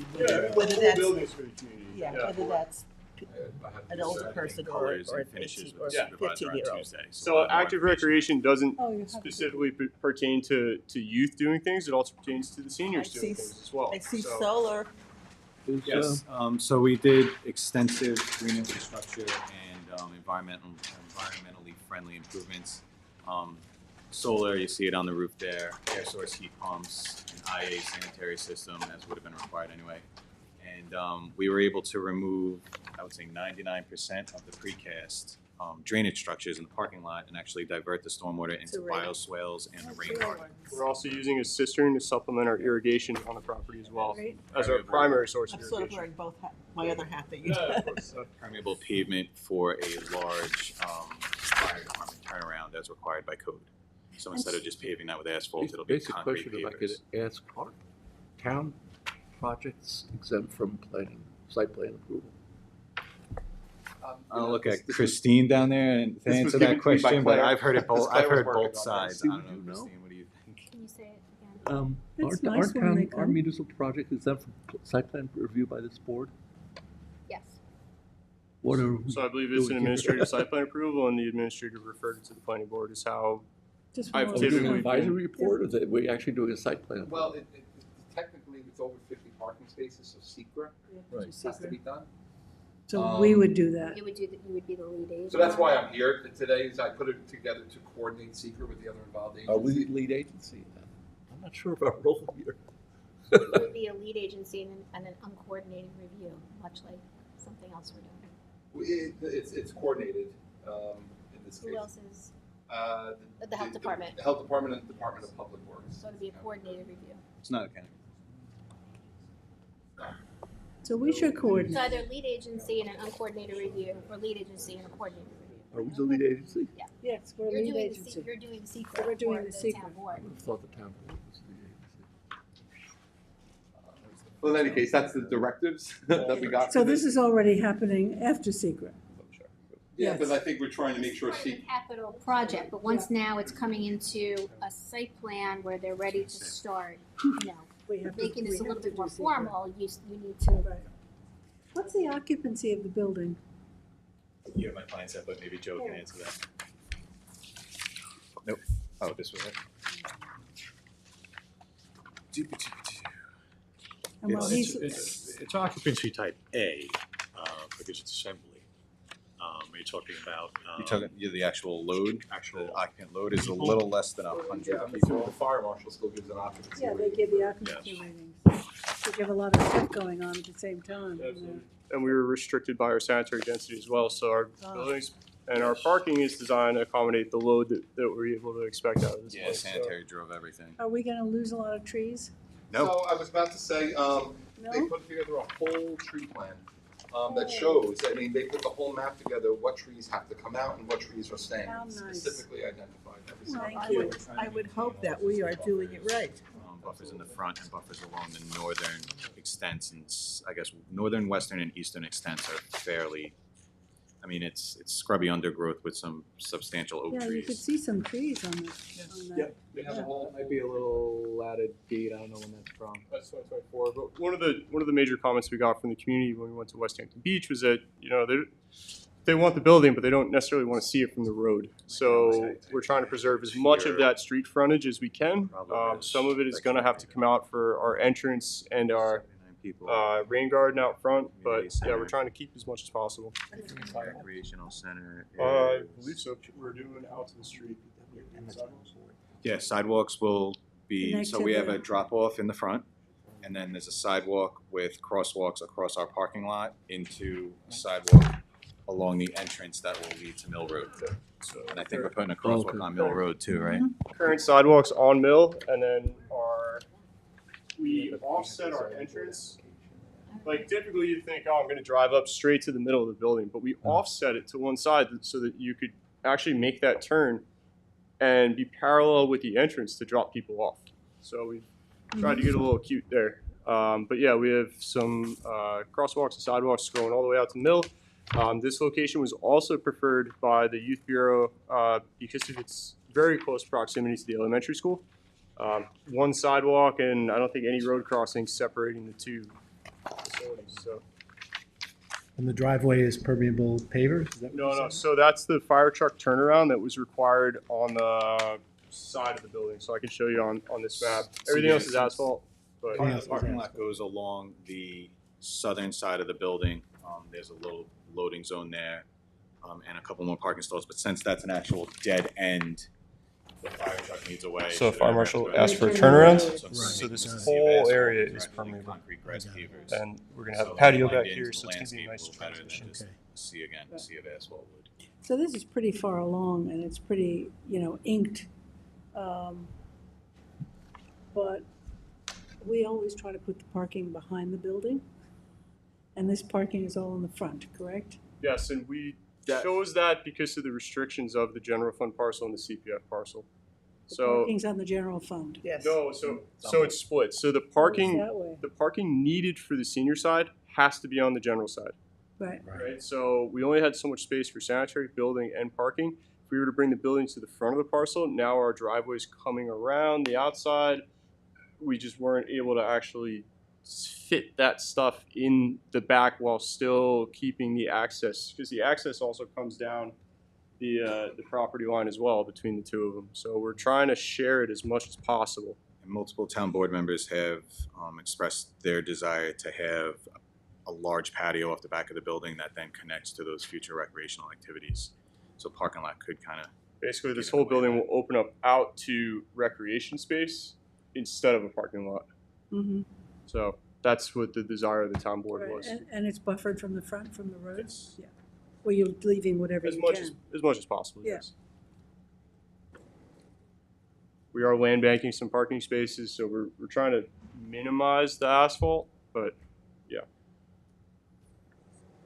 Well, you don't need to use asphalt either, There's lots of new contemporary areas for parking. That's exactly why we're doing the turf pavers for the fire truck turnaround. So we're Mhm. gonna have a nice large patio back there in phase 2, and then that'll just meld off into grass pavers. So Great. when you study the plans, you'll notice there's a center island going down the entire parking lot. That center island is Yeah. sunken. There's breaks in the concrete curb, and then we're picking up that in small little drainage structures that are elevated above the bottom of the swale. So it's a mini rain garden. The overflow ends up now going into those pipes and into our larger recharge area out front. So we've tried to minimize concrete. We're trying to keep the water in that topsoil instead of just sending it straight down into the sand strata. So Promote the evapotranspiration. trying to So give it a this will be chance. a model, right? I mean, We hope so. we could do a Yeah, we're hoping so. sustainable tour here. Yeah. It was, the original, nothing against BBS, but the original plan was Swiss cheese full of precast drainage structures. Yeah. Tom and I were kind of like, we can do better than this. Yeah, yeah, great. Great. Yeah, there's drainage gardens and all kinds of stuff. Okay, so I think our action today is to coordinate secret. Yeah, so what I say here in the resolution, it's a type 1 action. We've identified the health department, the DPW. I want to say the town board as well. Yes, The I three of think them, so. and we'll coordinate with them. Now, what happened, excuse me, about West Hampton? Do we have to coordinate with them? No. Is it Not in the 500? It's not in the village. It's not in the village. I say that They again? get notified, I think it's within 500. It is a town 500 road? feet. Okay, it showed up as county road on our They're not required GIS. to Is be it questionable? It's gotta go. I'll check. If it's not, It's not in the village either, that's important too. Go to the it's not county. in the village. Got to go to the county At a planning certain commission. point, I think it is at least part of Mill That's a Road is a referral to them, county yes. road, but Yeah. you guys can double This check that. this is for the lead agency, Dennis? Yep, So, yeah, you're right. So we're coordinating with the the health CPW department. The County Department of Well, Public the health Works. department, the Suffolk County Health Department, the Southampton Town Board, and we'll verify if it has to go to the county. This might be a stretch that it's not on the county, but Okay. I'll verify. Okay, well, we'll get going on that. So, So it's a resolution to commence secret lead agency coordination. okay, motion? Motion. Motion by Tom, second by Dennis, all in favor? Aye. Opposed, abstentions, 5 in favor, 2 absent. When Tom was talking about the whole parking, we have a rule about trees in so many parking spaces. We're doing- Yes. So if you look, there's a landscaping plan here Okay. somewhere. In the We'll have parking more lot. trees than we were even required. Look, Well, that's good, that's a Here we good go. thing.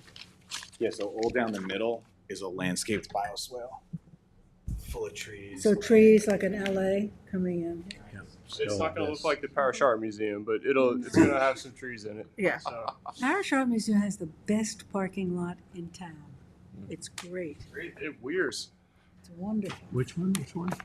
Parish. The Parish Art Oh, the Museum. parish, right. My favorite is they have that one little parking space tucked away Yeah, in the trees, all by all itself. by itself, yeah. And I will say, this has been kicking around for a lot of years. Okay, So well, it's good for the residents of the western part of the town. great. Thank you very much. Good luck with it. Looks like it's going to be great.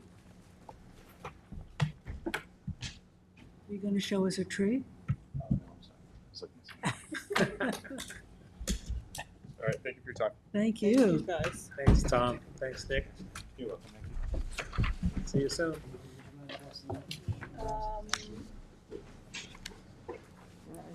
Yes, we're back here. You're back. I'd like to invite Eric Hellman up. Hello. Verizon 1665 Bridgehampton Sag Harbor Turnpike. What's your last name? Hellman, Helman, with Amato Law Group, PLLC. I know, I just like, I found them up and I throw them out at the end. Exactly. So I've handed out the draft staff report. We have reached the action deadline for this project for the final application, site plan, special exception. Verizon Wireless is located at 1665 Bridgehampton Sag Harbor Turnpike in the Aquifer Protection Overlay District and in the CR 200 zoning district. We've been through the secret determination for an unlisted action and have accepted a negative declaration. I have here before you the staff report. It's quite lengthy because it covers all of the wireless code. So you have the general requirements and you have the special exception requirements that would have to be met in this case. This is basically a replacement for something that's already there, so we're not Yes. creating a new. Taking the words out of my mouth, and I can say this over and over again on this staff report. You'll find that it's repeated quite often. We are not nothing is changing except for the structure itself. The monopole is being replaced. It is not actually any higher. It is a different diameter. It is a different style. It is the monopole, or otherwise known as a stealth pole, with the internal antennas. And the structural facility to run it is a little different, but. Actually, the pad itself is a little bit larger, which the fenced-in equipment compound is a little bit larger, but the actual utility area, the building itself. Yeah, the footprint is gonna be exactly the same. Will you be able to take out the old tower pretty easily? Dismantle it? That's my understanding. And it's going in the exact same location. Yeah. They I'm pick just, them out in sections. Yes. so do you want to go right to the? I'm gonna go, well, yeah, Should we shall go we to just the- go right to the, it's at the Thank you last for two doing this, pages. though. This is very good reference. And I have to say that during this, I've learned a lot about wireless communication during this application. And it was a fantastic job. They had BHB do an entire write-up on how it meets the special exception standards, which was very helpful. Yes. At any rate, yeah, the last two pages are the conditional approval. And I can just jump right into the resolved section if the planning board permits. The planning board hereby adopts the May 22nd 2025 staff report and approves the Verizon Wireless located at 1665 Bridgehampton Sag Harbor Turnpike site plan application to replace a 95-foot tall existing pole with a 95-foot tall wireless communication pole on a 58,600 square foot site improved with a utility building located in the CR 200 zoning district and the Aquifer Protection Overlay District situated, yes, at the same address, as shown on the plans prepared by the Structural Consulting Services, October 21st, 2022, revised November 15th, 2024. That's three sheets, those plans. Subject to the following conditions, the changes to the plan. I would like to note that the color of the pole as white, perhaps you could even just tell us a little bit more what type of white, knowing that there's thousands of whites. maybe you don't know at this point, but. Yeah, if the board has any preferences, I'm happy to take it to my client. As of right now, it's just, we would note it as white on the plans. I would check the pole by the Bridgehampton Railroad Station and see what was specified there. That seems to work well. It blends in Gray. with it's a gray white. It is. It blends in with the sky most of the time. Understood. I will make sure that number associated with that type of Yeah. white is put into this document. Note that the mounting height of the lighting fixtures can be 10 feet or less, and that the color of the LED lighting will be 2700 Kelvin or less. So that the lighting, just doubling back, is inside of an enclosure underneath a roof at this facility. Oh. But if there is any lighting on that, the adjacent structure, we can make sure that it is They're dark sky compliant. dark sky compliant. So the general conditions, these are very similar to ones that have been mentioned before. All HVAC and mechanical systems shall be screened and located so as not to be visible from the adjacent roadway and adjacent properties. The installation will use the dusk to dawn lighting fixtures, whether located on or off premises and used to illuminate the subject parcel, shall not be permitted. No additional lighting on the property without planning board approval. All lighting shall be shielded and of a color of all outdoor lighting shall project downward, and light sources shall not be visible to adjacent properties and roadways. The antennas shall be in the interior of the wireless facility. Any change shall require additional review and approval by the planning board. All proposed and future equipment shall be installed inside the fenced area. And please arrange for a pre-construction meeting with the engineering division 2 weeks prior to the start of construction. Can we put something in here about the dismantling of the existing tower? Sure. Maybe the engineer should take a look at that, the best way to get it down and out without damaging any additional landscape, any. Okay, a limited, perhaps a proposed limit of clearing on what they're. However they're gonna take it out, I really don't know. I've seen this dude, they come to these big cranes and they actually take it out by sections. It's, the Vertically. cylinders. It's So not that's- like it has to be timber. No, they actually lift it up one section at a time. Maybe submitting a plan that will be approved by the town engineer. Yeah. Yes, and the that's it. building department. There's certainly And building department, considerable whatever. permitting ahead of them. So a Yeah, we demolish still have to go through the building demolish department permit review. and plan. And we don't need to see it if building and engineers are fine. Good. So I will put in the general conditions that a plan will be presented to the building department and forwarded to the planning department for the dismantling. Yeah. Okay. Moving on to part 3, the items to be submitted or completed as conditions of approval.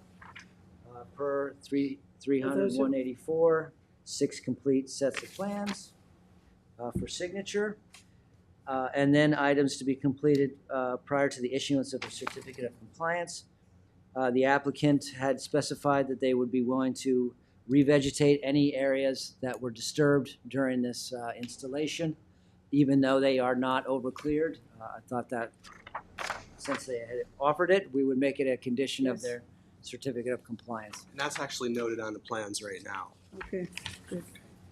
So, just clarification, when you were describing the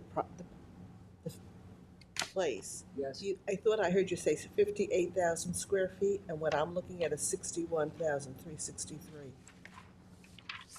The actual square footage, I might have referenced the GIS versus the survey. I have the survey here, Yeah, but I I'm can just- make sure to clean that up I so it's just the want to make same. sure that it's It's not correct. different numbers? Yeah. Okay, I'll verify those numbers.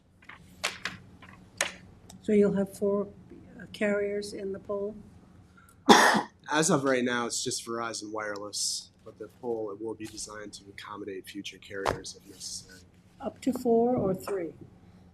As of right, because the way it works is once they get their approvals, they actually order the monopole from the manufacturer, and then we submit all of the specifications to the building department, and they will have all of that information. But it will be designed for future co-location. And I presume the lease is for a significant amount of time? Said the property is leased? Yes. You have a copy? Do we need a copy of that lease, Christine? It's not part of the application process. Yeah, they're typically It's like owner's endorsements in a way, right? 20-year terms. I don't actually have a copy of the lease with me, but generally, yeah, they are long-term considering the amount of the initial investment. Right. Yes. Yeah. Shall we make it a condition that we, I think so. Just a copy of your lease. condition, a copy of the lease? It's sort of like an owner's endorsement when we review an application. Again, and I don't know if we cover that, if the lease ran out, lease wasn't renewed, who's responsible for taking the, Yeah, that should be in the lease, I would think. right, right. And one thing I would also note is this property is owned by a related entity of Verizon. It's Verizon New York Inc., who is they have a public utility use on the property, and they're leasing it to Verizon Wireless. Okay. Oh, So it's anticipated that it's going to be there for a while. Right, makes Yeah. sense. It's brothers. Yeah. in the family. Okay. Any other questions? Nope. Okay. Motion to approve the report. Motion by Gloria, and second by David. All in favor? Aye. Opposed, abstentions? 5 in favor, 2 absent. Thank you very much. Thank you very much. Happy holiday weekend. You too. Stay out of traffic. Would you mind if we kept the best to the end? Of course. Okay, and carry on with everything Yeah, a else? lot of business ahead. Yeah. Okay. Anthony, you've got the Wilderness Trail. Yep, so actually Carl wasn't able to get anything to you. me, so we're going to do an extension of the SECRA action deadline until June 12th, 2025. Okay. Motion by Dennis, second by Tom, all in favor? Aye. Opposed, abstentions? 5 in favor, 2 absent. That was number 9, Number 9, Wilderness yeah, Trail. Wilderness. Extension. Extension to June 12th. Thank Number 10, Jane Frith, Yeah, so let me get the applicants coming in, but 1155 Bridgehampton Sag Harbor Turnpike. everybody knows the Jane Frith property, right? Good, how are you? Good. Yes. Jane Frith, the owner. And Yeah, sure, you can show the planning board. we had a meeting in February with Janice Shear and I think you were there. No, I wasn't. Oh, okay, weren't there. And Housing, Karaback, and Jackie Fenlon. Jackie Fenlon, CPF. CPF. So Everybody's on. This is a preamble to this application, so. So we have reduced, the yield on this is 8, and originally we had 13, but we ended up, now we're down to 9, so there's no density incentive. It's a very environmentally sensitive parcel. Yes. So we're gonna sell the 2 lots to the CPF. One's in the rear, yeah. Yeah, the 2. And then we reduced the 2, there was 4 originally, but now it's 2. And those development rights are gonna be transferred to another project that's going on, Janice Shear said, that, down the road. The community center, yeah. Yeah, and also the CPF will probably, they'll transfer those rights. Mhm. And then, so we're left with 3 existing houses that are, The little complex yeah, that's they're gonna be there. divided up. And then there's just 2 lots on the street, and then everything else is Great. preserved. So, you know, that's. So yeah, just so now to reiterate, because there were multiple meetings, and then we got Yes. Kara involved, we got Jackie Fenlon. Jackie Fenlon is aware, we had discussions, and even with Kara back, these will be preserved, but regardless, They'll be maybe used. the development rights will provide some affordable housing, it depends. These 2 definitely, so now this comes off the property. Those come These off. come off the property. Okay, so they're not going to build the affordable housing there. It's They going to be. need it to down they the needed to street. build the affordable housing. Yeah, so it'll With, be with, with preserved. the Community senior center. house. Yes. So it'll be Yeah. preserved. Yeah. So really, we're just adding 2. You're adding 2, you have the 3 existing residents and the 2 other parcels that they wanted, and everything else comes off. The other density lots That's came great. off. So So, we protect the land, but we still you're able to provide affordable housing, which was part of Yes. your And also the septics all get upgraded, because I think those houses are pretty old. So. Yeah, they're gonna have to get septic. So it'll be, that'll where help we the were, we've been environment. working on this. I know. for Long years now. time. Where we were was we were stuck in the completeness secret process. Because this is also in the agricultural overlay district, it's a type 1 action. When you have a type 1 action, you either have to do a neg deck or a pos deck. You can't do a conditional neg deck. So I've been working with the applicant so I can get them to a point where I think we could get a negative declaration and deem the application Move it forward, complete. yeah. So what I'll say is I'm comfortable now with this map. Janice worked really hard. We came up with the idea of transferring Yeah, the that was development great. rights off. So at this point, I'm going to put it on next time to do the secret review. But I wanted the planning board to look at this and understand what was happening before I did that. And I think we're much better. Yes. And by the way, with all of the restoration work that the DEC requires, because of the habitat out there and everything, so new buffers get established, and so this is pretty good. And again, if they're working, I think we got about as good as we could get. Yeah. It looks, Well, and the development Lots of across the green. road That's what we like to see. became really the key to it all. You can find those lots as building lots. 2 lots. Those No, the 2 ones in lots. the rear. The ones in the CPF. Yeah, but we CPF. want to, so we can get the money. I had them adjust. They appraised and sold I it. had them adjust driveways and stuff like that to make it a more viable purchase. You know what I mean, Right. Dennis? To make it more buildable. So that way we so could get. you raised the question, and that's much better now. So Great. 5 lots along the street, that's what you're gonna see. That's what you're going to see. Affordable housing density off, CPF density probably. And Jane also. already has the 3 little houses that are nice, right? Yes. So there are 2 more. Yes, it's just 2 more. So. And all this gets planted to reclamation next. It's part of the Tiger Salamander issue, which we resolved years ago, but we've stayed with all the things that Rob Marsh and Kevin Jennings required. Yes, remember, if you remember, the DEC did an extensive. That's expensive. Yeah. Those are part of the drivers behind asking for CPF, and everything's been worked out, and Janice is happy with the map. And Anthony didn't bother coming to the meeting, so he has to. This one I wasn't happy to. No, it was a big meeting to get everybody coordinated to come. So. So basically, Yes. we have driveways to potentially 4 houses that are not going to be built, but that their ability to be built is being transferred to the community center. Yes. The lots have legal access. Yes. And no, they're not going to be built on the Yes. property, and the CPF is not going to be built on the property, and you're going to end up with 2 new lots and the 3 houses that exist. But you had to have access to the lots in order to use them. For, Correct. Yes. The access has That, been. that didn't click for me initially. Yes, that's But I had them make all these adjustments. Yes. Okay, And Anthony, so did the 2 CPF lots, they back up to other CPF lands or something? It is, and actually we got something, just so you know. Didn't want to get too much into it. We'll deal with it during secret. But these coming off, this is Isn't that Mulvey? it's a hunting grounds reserve, over there. So they've raised questions about this over here because they're in the process now with the town board of renegotiating that easement to just make it for agricultural purposes and for hunting, and that's it. Right now, you could have recreation and this, that, and the other thing, but they're working to get a new advanced easement. So getting rid of those lots actually is a good thing. I'm trying to think of the name. Quail.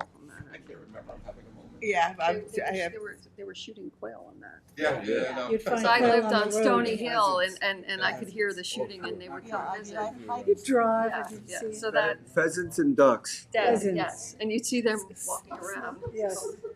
Yeah. It begins with an S. I know. Scavenger. Scavenger. Yes. Thank you. I mean, it only took 5 people to bring that name up. History bought it. That's it. Yeah. Oh, yeah. Yeah. So Yeah, no that action. in I'm front going to of put us. it on. Pat History and Junior bought it. Thanks, Anthony. Great. Oh, thank you very much, Jane. Hey, Jim, how much do you Thank want for you. the easel? Okay, how much do you want for the easel? I'll buy it from you. We could use one. Easel, I'll just tell my boss I forgot. Just tell him you forgot it. It's embarrassing. Sell We're it to the we're pulling town. chairs up to put maps up. My presentation drawings got all wrinkled in the wind. Is it still raining? It was when I came. Yeah. Yeah, but he came in the same time we did, so. You like the easel though, huh? Yes. Well, we never have a professional easel for people. We're pulling up chairs in public hearings, you know. We'll have to do a fundraiser. Kristen, put it on the list. A decent It's easel. been on the list since 1997. What list is this? Can we all add things? What do you want? Oh, I don't know. I gotta think about it now that it's open season. Coffee. This is a capital project right there. A little table up Thank the you. end over here. Kind of idiot. We like Jim, good to see you. Good to see you, Jim. Okay, Anthony, the action here? No action. No No action. action. See you next Just time. up to date, Yep, we'll right? do it next time. Okay. And so, 2 trees. Karen. So, Karen, that's you. Take me on a trip. I know. I try to coordinate. It's so hard sometimes. Limited to that. I have this on the agenda. You know, we had the hearing last time that was, held Yes. open and closed. I know that some board members did some site inspections. I know there were some, questions. We did a site visit, So, yes. right now, we're still waiting on some referral comments. We're still in the comment period. So this will go back on the agenda, but I wanted the board and the applicant to sort of hash out some of the questions and concerns that you had, so that way we're not doing it at the last minute. What I would say is, obviously you have your questions. Big things here. First was the disturbance of the soil, which the applicant's plan is indicating restore. The engineer has looked at everything, so he's been working and he's been happy with how things are going. Then it's the inclusion of the additional rinks, outdoor riding rinks, additional horses, manure piles, some other Manure minor was things. all removed. So Yeah. just wanted the board to discuss what their concerns were. By and large, with the reclamation of the area that was disturbed, that was big. We got to get that back. Let's get the issues on the table and resolved at the end of the day. Not a ton out of the ordinary here. So I have 2 issues. Yes. Okay, from the Yeah, site plan visit that we did. They're going for a horse expansion number of horses. Yes. Have you verified the math that they have? You have the room? Yes, we have that on the survey. Okay. So to that point, Dennis, That's a the covenant. original site plan, it comes right from the original site plan, because the site plan says you could have this many horses, 100 but and there's a something. covenant for this amount. So the site plan originally acknowledged how many Allowed horses for they it. could Many have. horses, many horses more. So we had a really productive site visit. Tom, David, and myself. Yes. On a wet, muddy day, but we all had boots, Yes. which was great. And the new rink with a new surface was just perfect. I mean, it had rained and it had drained, and it was a combination of sand Material was great. and hay, chopped hay, so that's really effective. The drainage easement, and I talked to Roman about it, is an elaborate drainage system. Yes. And he's going to be putting in some new rings. So my suggestion was that we put up some project limiting fences around the easement areas, so he'll know where they are. And then he's not going to, or his workers won't in error go smashing over a drainage easement. I think we have to do that. And also, when the town engineer deemed it complete, he had further information he wanted. And I think that included what you're asking for. So project, I gave that to him on Monday. Good. But it's something that has to be done before the plans get signed. So we're just anticipating that. So that will. The Ag Advisory Committee requested that all the ag soils remain on site. And so it's their intention to spread the soils where they need them, but nothing will be removed. Right now, they're in fairly large mountains. Yes. Yeah. The one complicated thing that I saw, and I asked Kieran to bring the private easement that the 2 homeowners have with 2 trees, because it seemed to me that it was in contradiction to the flow where 2 Trees is bringing equipment in, and it's bringing it right in, essentially in front of those 2 homeowners. So I just don't know what It's- those private easements said.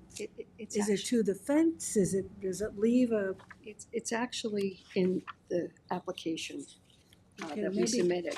Christine can And, have a copy, take a look at it. It says what, I'm sorry about that, because I thought, it's in the application, but Okay. I have a map. You can also, too. you can just email it to me too if you So have them. this is in the application, but if you just look at what it's allowed, it's supposed to be kept open and no permanent structures. And I believe I have. Can you put, Let the bring that cul-de-sac. up, Anthony? That's a cul-de-sac. Yeah. Yeah, okay. So the area we're talking about, can you, Where we talk about Right checkers. where it narrows, right? yeah, where At- it's at that a choke whole point swath on the south where there's nothing. That whole piece, Yeah. okay? And then- Now, there are two homeowners, one being Mrs. Farrell, that they participated in a private easement Yes. with them and with Two Trees, okay? And so what's happening is, Two Trees is bringing equipment in, right? No, go down, Anthony, go down to that piece, yeah. They're bringing it in, from there. Right behind those houses. Right, and they're driving it across that field, Yeah, up exactly. there, and then into that back field. Yeah. So that's how the plan was drawn. So it seemed to me that the plan that we approved was contradictory to the private easement, or the private easement is contradictory to us, right? Yeah. And I think if we can clarify that, we might be able to moderate some of the complaints, which. Well, we are gonna have a farm gate on the south part, because people are accessing, you can see on the bottom. Show it there, Karen, because there's too many entrances and exits. It's Where- a little lower. See where there's kind of that driveway, a little up, right there? Yeah. Yeah, that's gonna That's have a where gate. anybody, they put a no trespassing, but anybody could drive in, and when I went there once, there was a guy just walking his dog. Walking his dog, yeah. So, So that's he's what putting a happened. sign up, Yeah, so we're gonna put it, that's one of the things, is a farm gate. And, that is, what's gonna go on. Christine has we're not really supposed to build, it was done by the previous owner, and he, Of Two Trees? yes, Valentes, Valentes, he yeah. did it privately with that, so that it gave them more of a buffer. Here it is. This is the map, and I'm sorry, I thought this was put in with the application, because they said the easement was, but you see that, these two Yeah, no, feet. that's a good map, I didn't see that. I'm sorry, We'll take that. yeah, but the thing is, it's a private easement, and it's in everybody's binder. It's number 13. So you're gonna put a gate here. Yes. So Two Trees equipment comes in, not all of it, some of it, Yeah. comes in here, cuts across, goes down, and comes into this big field. Right. Why we as a planning board ever put this thing in here is crazy. That's Well, great. I that's the mean, thing. They it did doesn't do make any that, but sense. maybe it's more for, I'm thinking emergency. If I somebody don't- got hurt.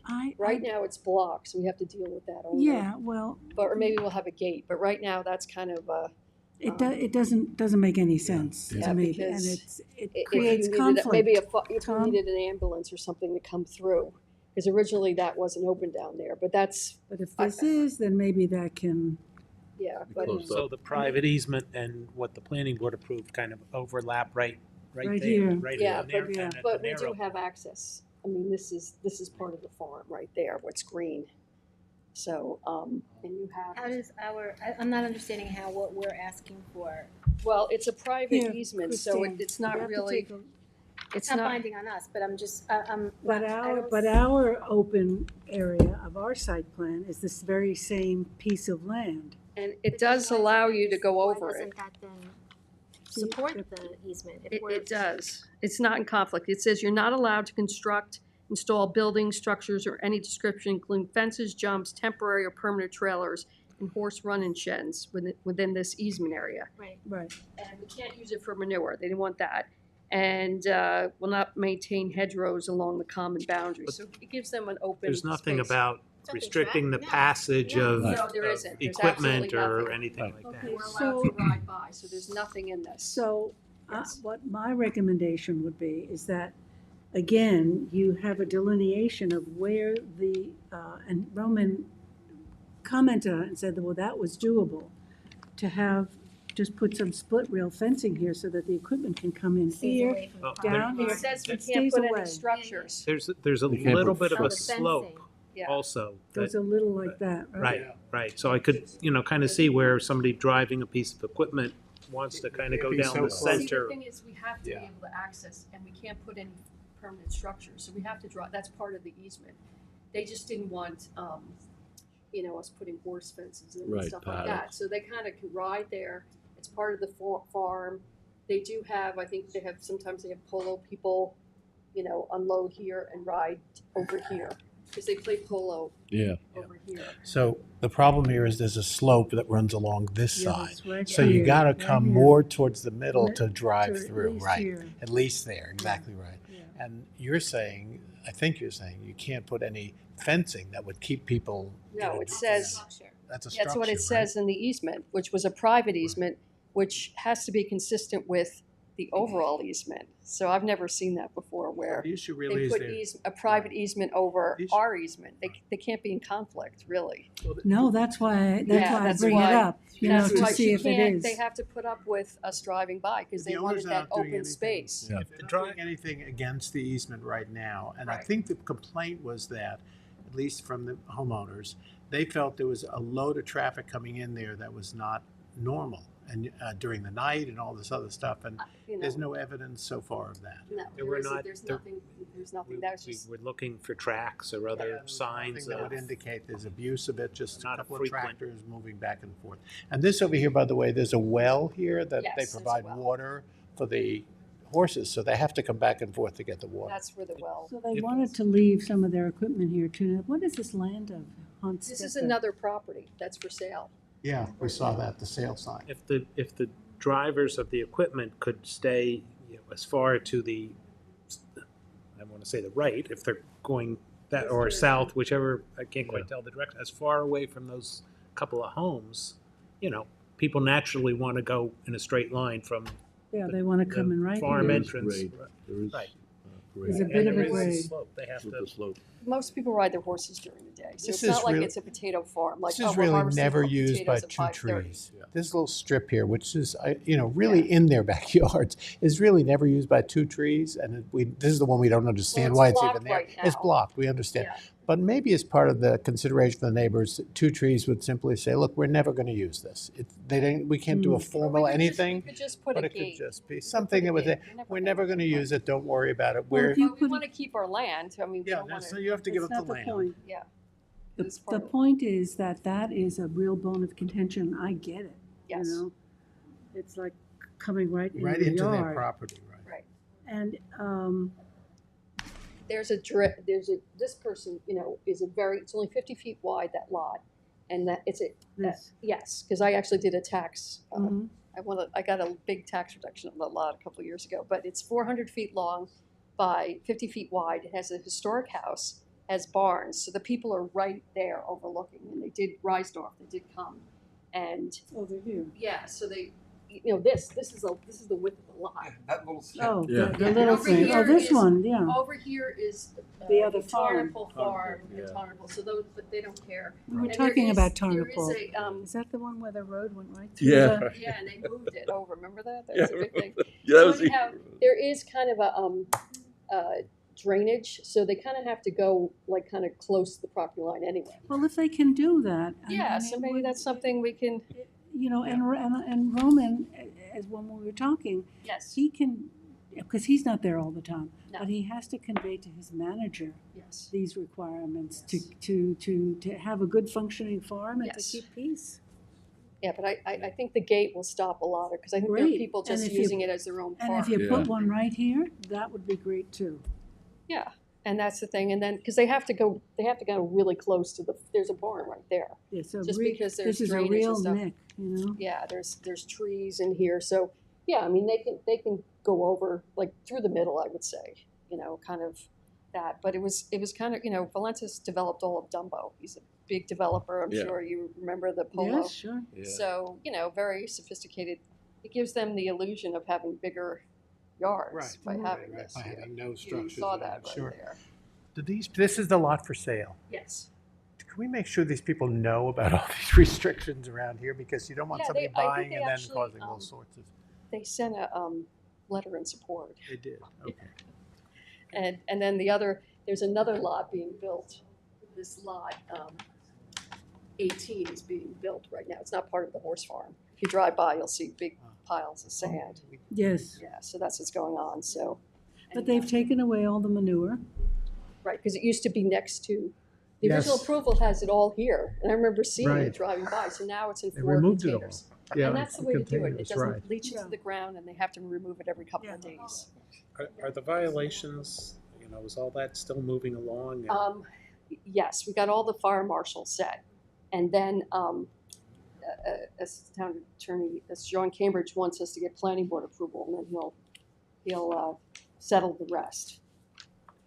One was number of horses. Had to We get rid had of too the many, they had a trailers, tent, all we that got rid of stuff. the RVs, there's a lot of stuff that Mhm. you can just wipe away, but I think he's just to keep the pressure on Yeah. us. Yeah. We just So, get the approval. I mean, we get this approval, I'm sure by the end of this summer I can get it, yeah. because that's what he's looking for. So can we just do a review, Christine, about this private covenant and the covenant that was, Written down. you have it? Okay. Okay. Just so that one is not contradictory to the No, other. I'm gonna, when I bring this to the board to do, conditioned report, I'll have a write-up about the 2 easements and let you know if there's anything that I see. Okay. It So does say that Walentis in ma- the easement, right. yes. Did he make it with all the, or just these two? It's, Just these two is the private? no, it goes all, see this is all the, all the this that's part of it. highlighted is, I had them do that. Because we had a question about that, so I thought it Well, was. that's helpful. Yeah, You so can we see had it. that done, but the easement was put in everybody's, and I Mhm. got to get it. Is he able to restore the work that he did initially, or does he have to wait till we go through the approval? He's got the mounds of dirt there waiting to be restored. Well, He's gonna spread it when he right does his now, new there's a ring. stop work order. So he can't do anything yet. Yeah, what happened was, and I was not involved in this, they got engineering, and I think they had a permit, and then it got stopped. Okay. Because they did have, and so then we had to get engineering, but they did get, and then it was realized, like, wait a minute, there's a conservation easement, they stopped. And that's when I found out about it. And so that has a big drainage pipe going through it. So they've decided that's gonna go back to grass. So it's gonna be, and the engineer has additional plans that I just submitted on Monday. Because if you look at, when he did his sign off, there's a second page that says, before you get it signed, I want additional things, which is Mhm. probably the having the hay bales, the stuff like that, the SWIP stuff. So he has that on Monday, so, he's very good. Yeah, I mean, I think Yeah, he's very good, the town engineer. And I'm, but Roman, to the owner too, I Yes. think he really didn't understand the importance of the drainage, the complex drainage Right. systems on ag fields, which are notorious for flooding, they just flood. He's from France, and then he's in Yes, Wellington, so they don't know, exactly. they don't.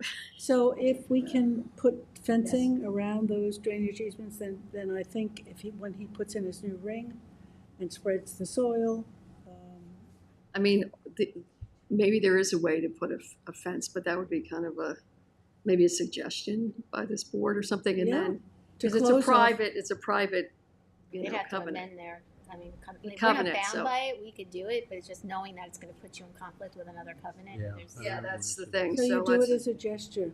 or maybe that is something, Maybe I don't they know what agree the amongst other, themselves because that there's they would rather five, there's 5 parcels involved there. We have this immediate site plan, but, one of the underlying issues that I think, kept coming up was once, if this goes forward, the next thing is there gonna be big special events.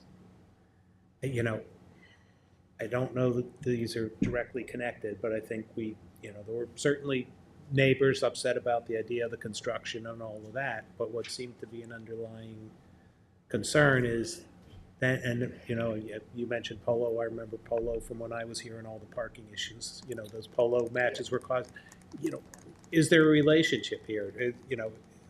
I can't ask if he intends to apply for special events, I guess that's not, He said it was off the table. Yeah, but how do But you we? can't restrict, yeah, for this that. board No. cannot I mean, restrict it could special in the events. future. it's with the town board who delegated to the, Yeah. to the, Who has it Ryan now? Murphy, the public safety Public code safety. enforcement. This board has no So we're jurisdiction gonna over have special nothing that events. says, you know, No. this We is would all approved, but discourage you it. I can't mean, have special events. We can't. And they're very strict, and it was done with, you know, they were kind of advertising it, and we hadn't gotten Yeah. approval done. So that, you know, I'm dealing with Because I people think from that's, other countries and stuff like that. to me, so. that's got really the neighbors underlying with a issue. bad in all taste He this. said it's off the table. He said it to us when he was, at Yeah, least he but, said I it to mean, me. I mean, because we would said have no to have special parking events. off-site or whatever. If maybe he sells it tomorrow. Right. No. Right. But you know, you know what, there's one on the end of Lumber Lane. Mm. You seen that? Yes. Yeah, so that one has a polo match, and they park all up and down the street, so, you I know, mean, their issue is to get the 2 sand rings done and to restore Yes. the old one yes. and make sure the drainage area is And properly. it's a safety issue, It's a because safety, yeah. having broken my ankle on grass that Mm. wasn't soft when I was about 19, riding a horse, the sand rings are, everybody has sand rings. It's safe for the people riding and for the horses. I And you think look the at, they had Class the and classic, put them in. they had to rip out all the grass, even though they had the best grass. Yeah. Because they said it was too slippery. Too slippery Yeah. in the wet, yeah. So But the restoration cannot occur until they remove the stop work order, and that won't be removed until we get planning board approval. okay. Yeah. So that's As soon as we get that. We're writing a report. But we're still in the comment period. I Ends did my on Saturday. referrals. Ends on Saturday. So let me gather everything. I'll prepare a report. I'll go through all the issues, and I'll put it on an agenda so we can move forward at this point.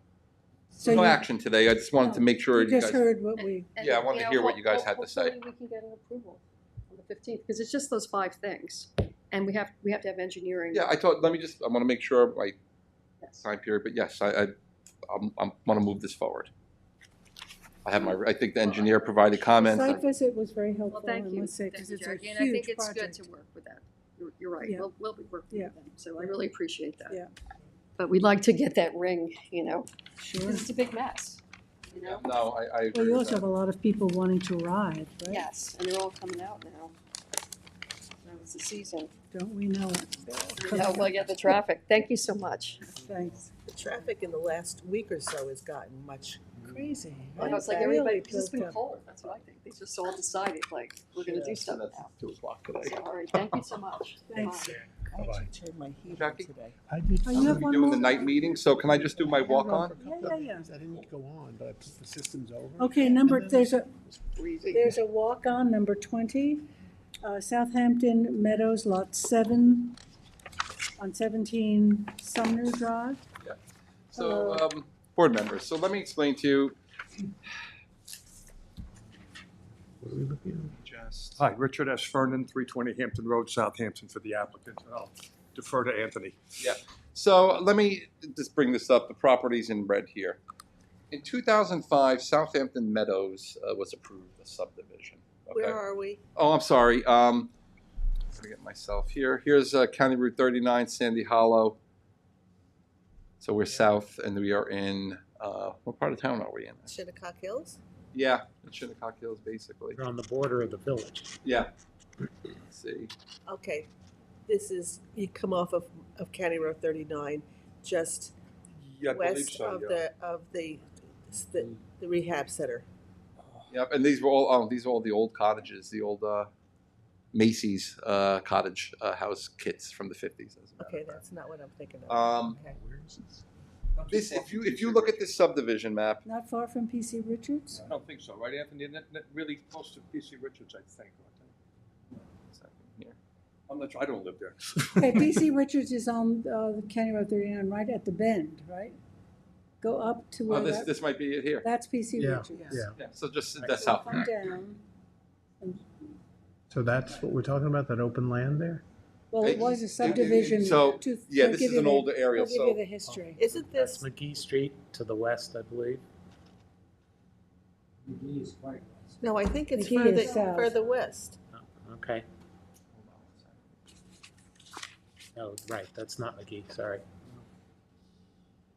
Yes, it's right near PC Richards. There you go, south of PC Richards. You know where we are? Okay. So in 2005, this subdivision was done. Yes. Southampton map. If you look, I mean, you'll see a drainage easement down here. These lots have 20-foot buffers, okay, that are shown on the subdivision map. These lots are all skewed here. So, you know, these hedges that you see are sitting on the adjacent properties, not within these buffer areas. If you start going through the file, there's no covenants for these buffers. There's no mention of these buffers in the resolution of approval. There's no mention of these buffers in the file at all. There's no meets and bounds description on the buffer. It is shown as 20-foot buffer on the subdivision map. It doesn't say vegetated buffer. It just says nothing whatsoever. So Christine and I have looked. Claire started this with me because there's no covenants. Titles weren't picking up on this. Building permits were issued for this piece, for this piece, for this piece, and for this piece. All of them encroach into the buffer. So The imaginary buffer. the imaginary buffer. So I went back before I come to this board to say we should probably eliminate this buffer. I was trying to figure out what the rationale was, and I can't come up with anything. If you said to me, this was a wooded property, I would be able to logically draw a conclusion that we were buffering for, here, there's nothing here. And I feel like this may have just been a mistake on the map. On the key is that it's not in the resolution of approval, and there's no covenants for these buffers. So all these permits were issued, CCs have been issued, and what happened was, I think you have a client that's selling or buying the property. It popped up on the subdivision map and finally showed up, and now the title company's saying, we got a problem here because now it's showing up. We can't do a universal change here. We don't have that ability, but this property owner came in, and what I did was I gave you a resolution. It was the first one I handed out. It said Southampton Meadows. Got it. And basically, what I say in this resolution, that the map was filed in 2005. It contains a map notation that a 20-foot wide buffer affecting Lot 7 and affects these other lots. I say there's no declaration of covenants or restrictions requiring the aforementioned buffer. The specific kind of buffer is not noted on the maps, and there's nothing in the planning board file making any reference to this buffer. And I say subsequent to the filing of the map, the building permits were issued for Lot 7, in addition to several other lots for which the subdivision map notes a 20-foot buffer for improvements that encroach into said buffer. I go on to say that the planning board further notes that in addition to there being no record of the reasoning behind the buffer, there was no vegetation within the buffer at the time it was supposedly established, and therefore does not provide any screening for the adjacent residential properties, most of which already have 6 to 8 foot hedges in the rear of their properties, of the adjoining property. So then I just say the planning board hereby agrees to eliminate this 20-foot wide buffer notation and requirement as pertains and affects to lot number 7, subject to the following. And I was just going to have them file a covenant to that effect, that because there is no covenant to amend, you can't do a wholesale amendment of the map. So I was going to have them file a covenant to eliminate the buffer. Eliminate the buffer. So we'd have to do this lot by lot as it comes up. As it comes up. As it comes up. Yeah, well, that makes sense. I tried. I would never come to this board to eliminate a buffer if I don't. But this doesn't make any sense to me. Yeah. I got to be Is honest. there a way to alert the building department that for future people building on the lots, they should be aware that there's a 20-foot buffer? Well, the permits have already been issued for development Everything's within those done. buffers. Okay. So it's built out. So it is built it'll out. have to be rectified through, I think, an action of the Every time somebody tries to sell their Correct. house. Yeah. If it It's pops like up. the clearing in Sagaponic for that development. Yes. Every time we do one at a time. They changed the clearing. Yeah. Yeah. So percentage. here I just recommend eliminate the 20-foot buffer subject to the filing of the legal docs. Yeah, anything more to say? Nothing? Anthony said it. I thank you. Anthony and I met with Christine on this. Yeah. My client was an innocent buyer. He got COs, everything, and in fact, 2 years after he bought it, he went in for more stuff. He got COs for that. Now and the surveys all didn't show anything. Right. Now the new buyer comes in, and he goes to the same surveyor who says, "Oh, this is."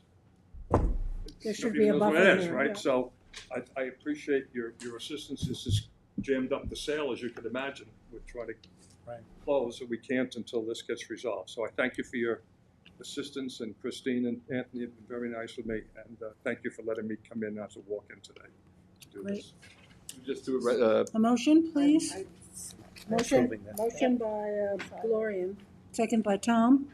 All in favor? Aye. Opposed, abstentions? 4 in favor, and 3 absent. Thank you. Thank you so much. Thanks. Have a nice long weekend. Thank you. You too. Seth? Oh, sorry.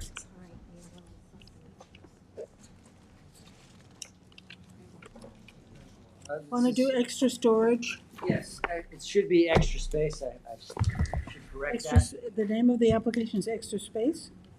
The name of the applicant is Extra Space. It's part of Southampton Mini Storage Number 2. Located at 59 Mariner Drive,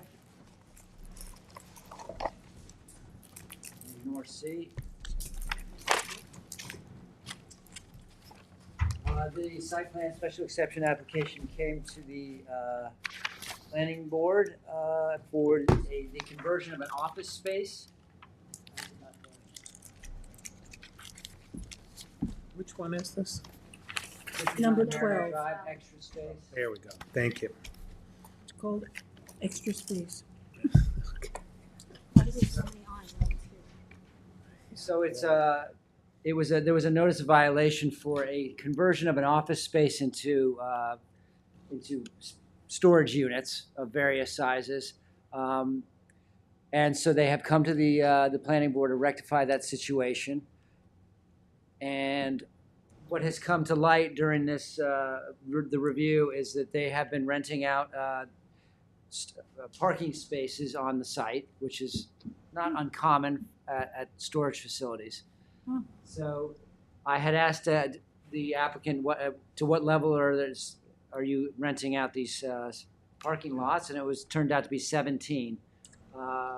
Now they have required parking at 2, which is the formula is one for every 2,000 square feet of the building. It's a 3-story building. It comes out to actually the same size as the size of the lot, 48,000 square feet and change. So I did the math, and that comes to 25 spaces are required.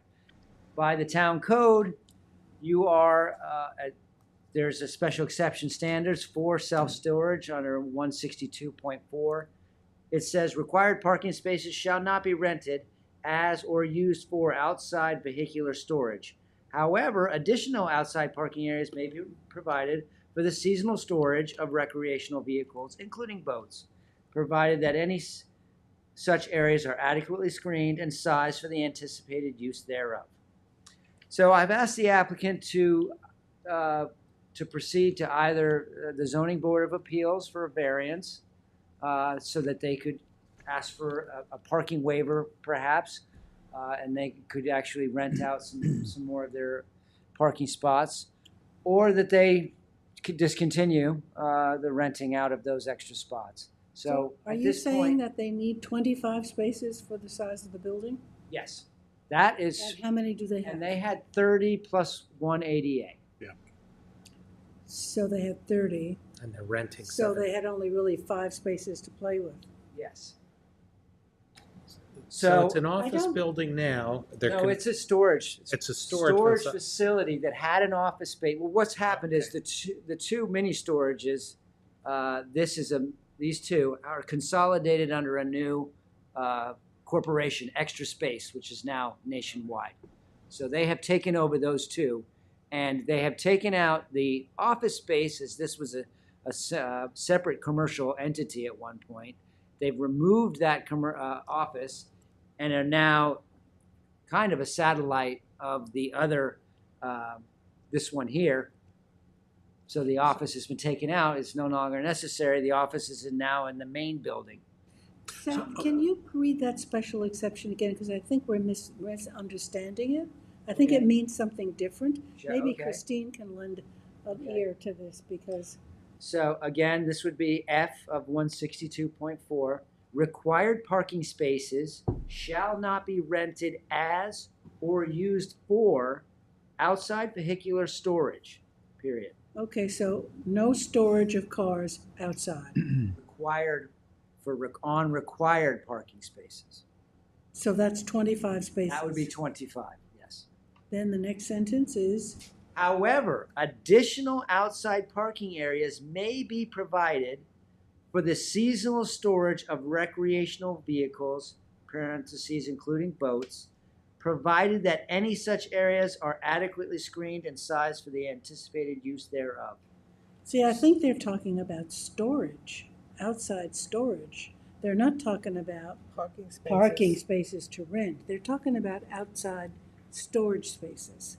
And these are not storage spaces. What is he renting them? He's renting them as parking space for people to go in and out during the day? This is a lot of landscapers, I understand, use it as like a motor pool. That's where they put their machinery. I don't think that's, I don't think it's permitted. That provision is talking about recreational vehicles, not talking about. I mean, it does mention them both. Both. So this is for So they'd the- have to expand the parking lot, theoretically. Yes. To have more spaces to rent, so Yes. that they have the minimum number that they're required to have. But are they even allowed to rent any, the way it's described? I believe it says they're allowed to additional spaces over the Over the required. 25, but not the Like, required. so 25 are required, there are 30 there. Is that what you said? Take a look at it. I mean, yeah, I don't want to give an opinion on the fly, but. Right. So one issue is, what are they allowed to do on the spaces? Not how many, but what are they allowed to do? Right now, they can only use 5 of them. But isn't that another issue? They're using it as a storage facility, not an office, so does that change the calculation of how many spaces the building requires, or it doesn't? By eliminating the office space, technically they would have gained one spot because the one spot was allocated to the office space, the individual. So as a storage facility, is the calculation? It's by the The square same? footage of the building, plus 1 for an Right. office. And do we have to discuss the change of use of the site at all? Is that an issue? No, That's not quite an issue. honestly, when it came across the desk, I thought this was a perfect candidate for an administrative review. However, digging in a little bit and seeing the cars parked overnight and et cetera. Right. No, I don't think the special exception statute that you just read to us means they can rent out spaces. It means that if they want to have extra storage in the parking lot, they could do it by that formula, but it has to be screened, it has to be, they're talking about boats and boat. Yeah, they said recreational vehicles, so. Seasonal. Seasonal. So it's most likely boats. Boats, Right. bikes. It's not utility vans or. Or lawnmowers or. It is LI 40 though, so I mean. It's the mini storage is allowed by special exception. And our. Yeah, that What whole. about trade contractor machine, is that allowed? That would be allowed in LI 40s for certain. Is it another use? That remains to be seen. So, yeah, the plot thickens once again, but I am deeming it incomplete until we. Good, maybe Christine can take a peek at it. Understood. Good. And, the question that pops in my mind, if they're renting spaces outside, are they renting some storage spaces inside that they're parking vehicles in? And I'm not sure you're allowed, whether you're allowed to do that. But it is a storage facility, right? For dead storage use only. Yeah, like. Well, parking vehicles may be a fire hazard in a storage facility. I don't know. You'd have to dig deep to see if vehicles are allowed to be parked. I've never heard of a storage facility that rented out parking spaces. It's kind of like a side thing that he's doing. Yeah, no, I'm concerned they're renting indoor storage. Well, he would rent indoor storage. I mean, But to put if you have car. a unit that you rent, it's 3 stories, you said, right? Yes. Yeah.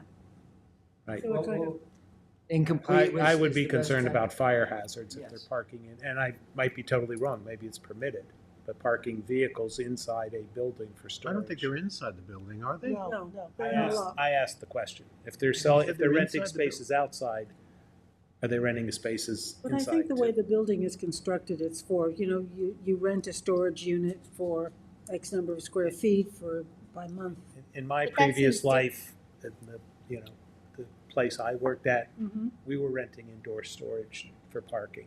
And I believe many places use unused space to rent because the prices to rent a garage out here are about half of what the price is to rent a garage in New York City. So you rent a storage unit and then That you pull your seems like car in? that seems like Right. a different use. Like Right, renting to store commercial vehicles, whatever kind of they are, nursery field, whatever. It seems totally different to me Totally. than running a storage facility. Right, right. So I just was asking if they're doing it outside, are they doing it inside? That's, Yeah, I could They certainly look may into have that. other I mean, there is a violations. provision in the special exceptions, the storage of flammable liquids, highly combustible, radioactive, or explosive is not allowed. So I would say I think we've run into this, the car obviously is full of gasoline, does that make it? I don't know how you'd get it in a three-story building. How do you get No, a on the car? well, I guess the First first floor floors, the has first the- floors. A storage unit, you lift that door up and drive in. Garage-esque. It would and fit a I'll be car. the first to say that wasn't the issue you raised. I'm just Okay. running with that thought. Look So, into it as well.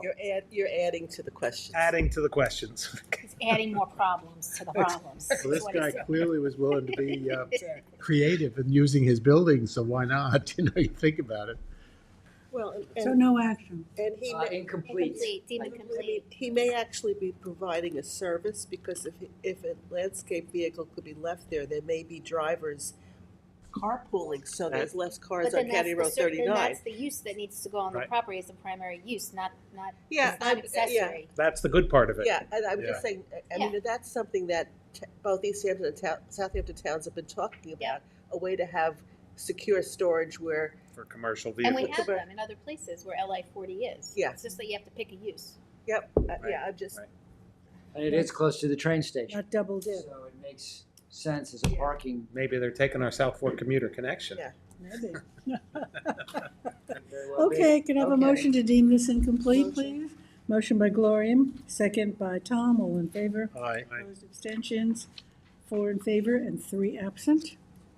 Seth Baywater, Seawater, Well Water, LLC. You just Yes. have to reschedule. This is just a reschedule. Oh, They this is the one they didn't have they the, didn't show up. yeah.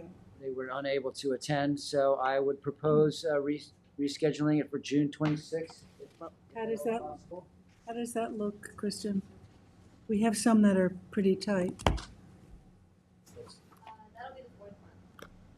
What are the others? Bruce, Maynard, Charlie Fox, and Spion floating photo. Oh, boy. Say, All of it, all of it. Can you do it for the following one after that? tell me, July. 10th and 14th. July 10th? Okay, Certainly. so we'll reschedule this, motion to reschedule Baywater, Seawater, Well Water to July 10th, public hearing. Motion by Gloria and second by David, all in favor. Aye. Opposed, abstentions, 4 in favor, 3 absent. Thank you. Brenna, you're up. Yes, that's 2 extensions. 13A and 15 Summit Boulevard. Yes, that's for a lot line modification. They've already gotten one 90-day extension, expires in a few days, so they're looking for their second 90-day extension. So put it to August 17 of this year. To August 17. Okay, motion by Gloria and second by David, all in favor. Aye. Opposed, abstentions, 4 in favor, 3 absent. Number 15, Dean Van Tassel. That was a subdivision that was approved, they had a pre-application report approved in May of 2023. So they've already gotten their one sort of automatic extension, so it's been live for 2 years. So this one is essentially extending it again for another year, but by way Another of, year. yeah. So May 25 of 2026. May 25 26. of 2026. Okay, motion Motion. by Gloria, second by Tom, all in favor. Aye. Opposed, abstentions, 4 in favor, 3 absent. And Seth, we're up to you. Southampton Hills, Lot 16, site disturbance. Thought I might pass around this revegetation plan. It was quite well done. So this is a revegetation plan. The site is at 2 Southampton Hills off Middle Line Highway.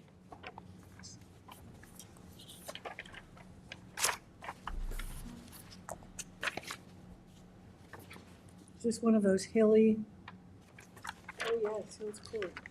It's around the corner from my house. So this would be Middle Line Highway. It's actually down. Oh, it's down. And so there's there's a very deep swale, and then they've got walls all over the place.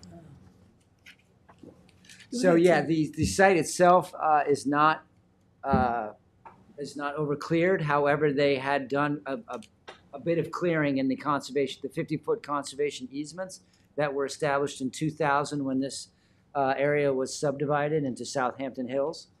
The covenants strictly forbid the clearing of the natural vegetation in the front area here and along frontage with Middle Line Highway. You have a driveway in there. You can see here, the driveway is granted access through the easement. That is stipulated in the. Well, the driveway driveway in the front also. The driveway is on Hampton Hills Court.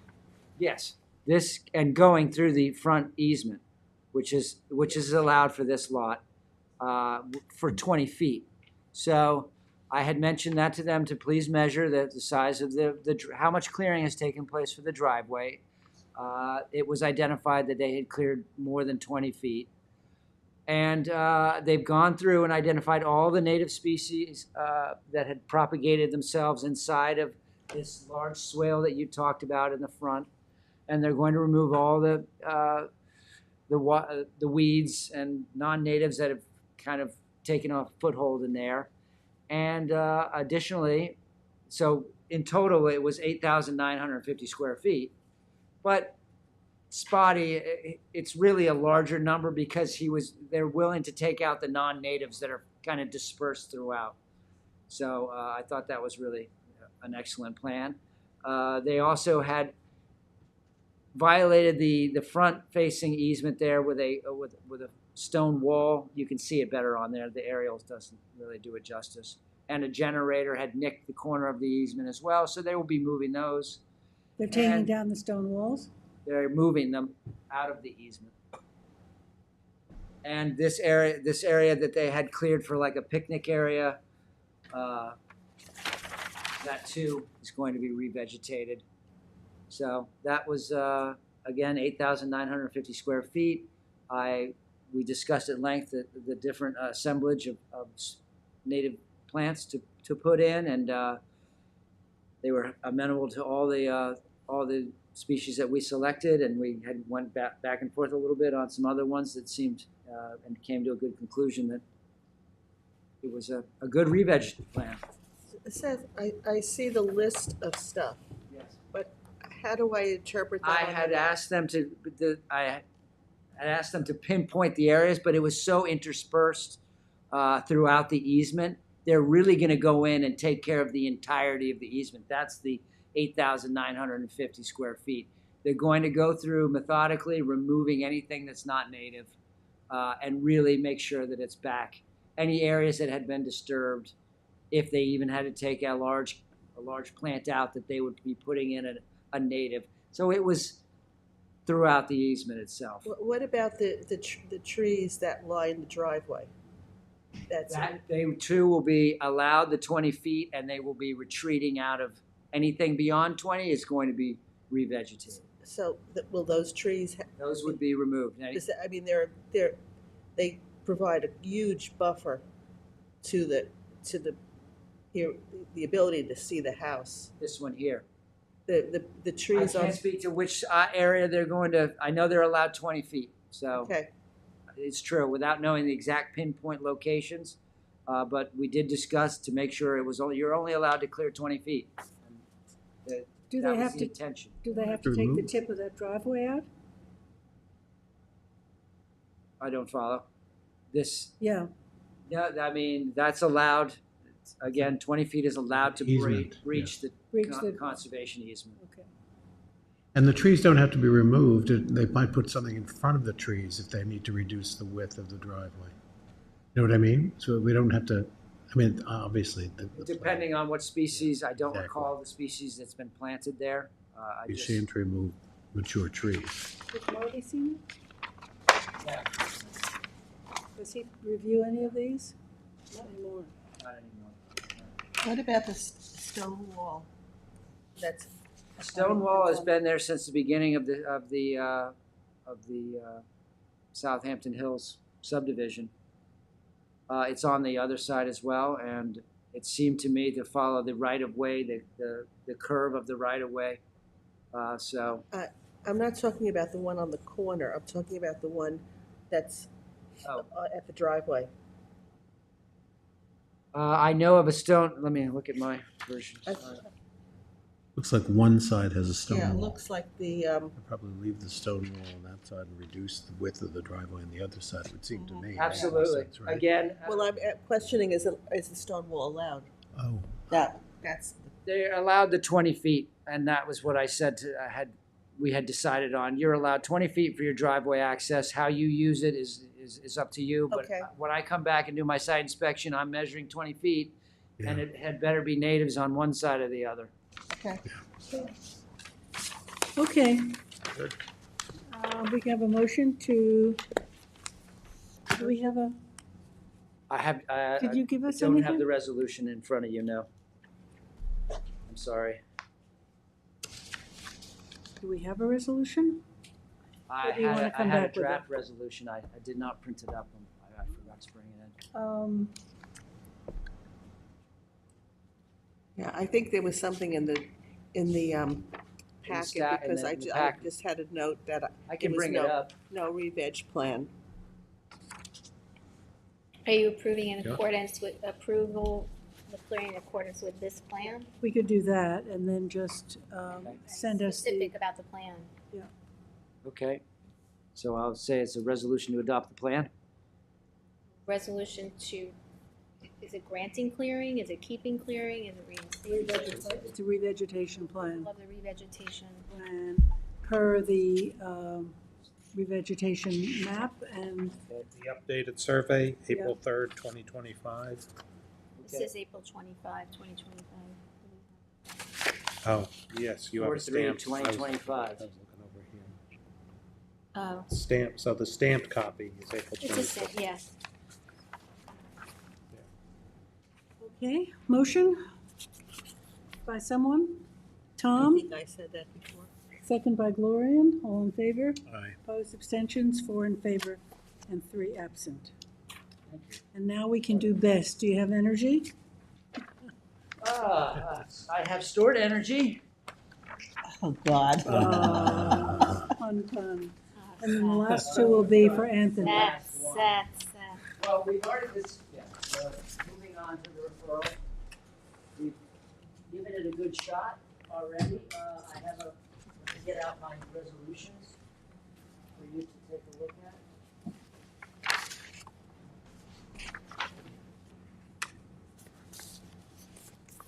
You're signing plan, Gloria?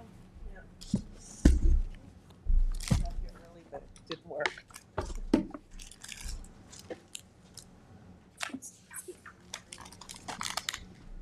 Jackie, do you want to acknowledge the plan she's in advance?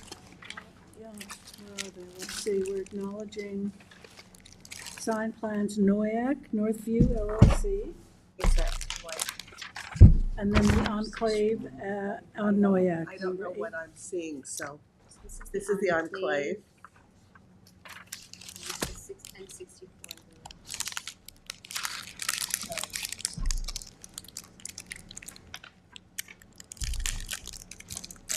See what's here. Thank you. The enclave.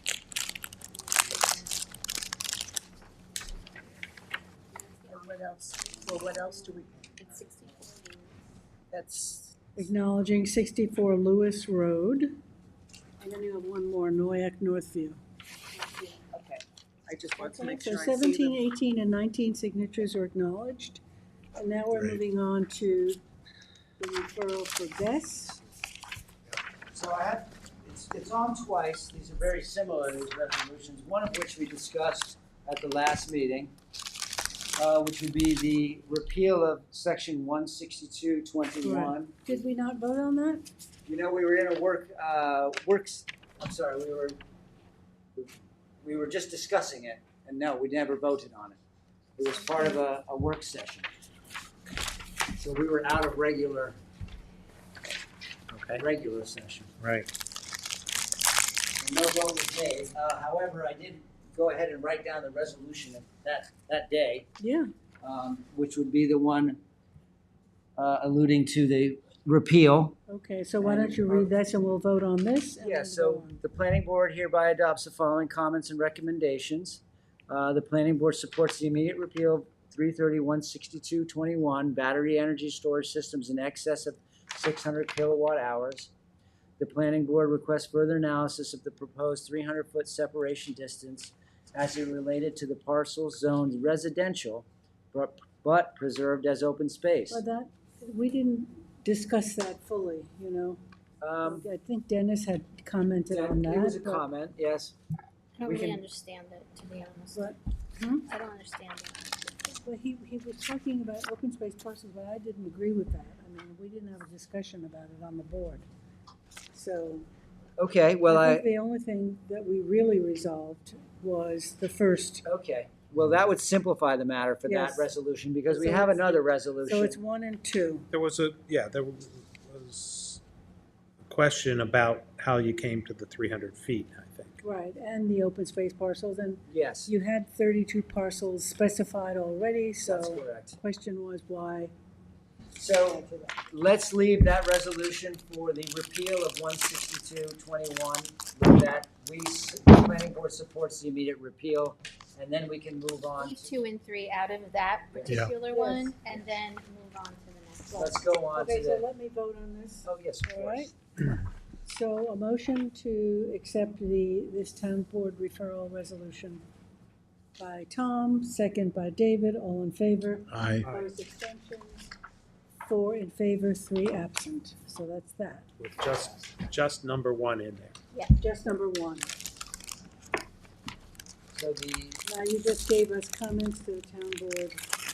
Okay. so these I dare not presage what the planning board would like. I mean, we have had the discussion, obviously, but if you have this would be an opportunity to ask questions or put further comments that you'd like on the record in your resolution. I have added what was discussed yesterday to my best ability. Again, the further analysis of the proposed 300-foot separation distance as it related to parcel zone residential but preserved. If you'd like to remove that, because think so. it's. And the top of this, Should read, there are 8 hearings right now yeah, that the town board is considering. And 8 potential resolutions of adoption plus 1 secra determination. So these are comments. They intend to open them all at once. They'll call them out separately, but these should be comments other than this one, which perhaps will go sooner rather than the others, because we're still waiting apparently for Suffolk County Planning Commission comments. This should broadly address all of them. So whatever is going to go in this, we're gonna put a copy in each of the Town board. 7 other okay. hearing packets, because those will be your comments. It's not specifically just for the battery storage, new Article 33, which is really the biggest and most meaningful one of all of them. Right. But there are a host of other companion Mm-hmm. local laws that would be part of this as well. So whichever ones that require a planning board referral, I don't think all of them do, because they're not all 330. But to the extent they do require it, there's a 330-76, there's a 330, the industrial table, the residential. It will all have these comments in them, so they should be germane to those. So you're saying here, though, Seth, to discuss the proposed repeal of 330-162-21. Didn't We're we just taking do- that out, because you just did that over We here. just did so that. we can Right. take that I out. wasn't sure the best procedure on. Well, let's listen to Christine about it. So I don't really know how we should proceed. Do we go 1 by 1 for each of the 8, or what do you think? Do you have a copy of the 8? Yeah. I have I think this. if we go through them briefly, you can say whether or not you want to opine on them or offer Okay, suggestions, right? yeah. So, So we're not dealing with this. that you Okay, gave we'll- us. we'll- Let's throw it out. Okay, we'll do a new version then. Yep. so these will be, you'll word this more broadly in lists, Sure. right? Okay. So All the 330s. Yeah, so notice of public hearing for Article 330, the new one, is new Article 33. That's your catch-all. Right. That's where they are tiering the systems. Mhm. That is where they are pointing to areas, avoidance areas, the evacuation routes, and whatnot. You had made a comment that, or somebody did, about the 300-foot perimeter distance, property line to property line from a residential district or from a residence. You also wanted to see a 500-foot distance to any evacuation route. So perhaps that's something that Okay. the board wants to submit and to find where that fits and to include Okay. that in their I like that. discussions. Do you have that language? Yes, I'm getting that, okay. It gives the applicant, the instructions on, depending on if it's a tier 1 or a tier 2, and Anthony can speak to more specifics if you need them, how big the lot size needs to be, the minimum setbacks it needs to comply with. And these are all recommendations in terms of the substance of this that came out of a working group that had all the stakeholders there. So these are not just willy-nilly recommendations pulled out from And wherever. I think George was on that committee or not? Yeah, he might have He been. was. Yeah. Yes, oh, yes, he was. Representing planning. So it was very well thought through. Mm-hmm. So, but you've made, a good suggestion about the evacuation route, because Right. that wasn't brought up. So those are all That's a good. good one. So it has the avoidance areas. Actually, they can put the 500 feet into the coastal erosion hazard area in all areas. Special flood hazard areas, Central Pine Barrens Core Preservation, unless there's a hardship exemption. And then it has exemptions.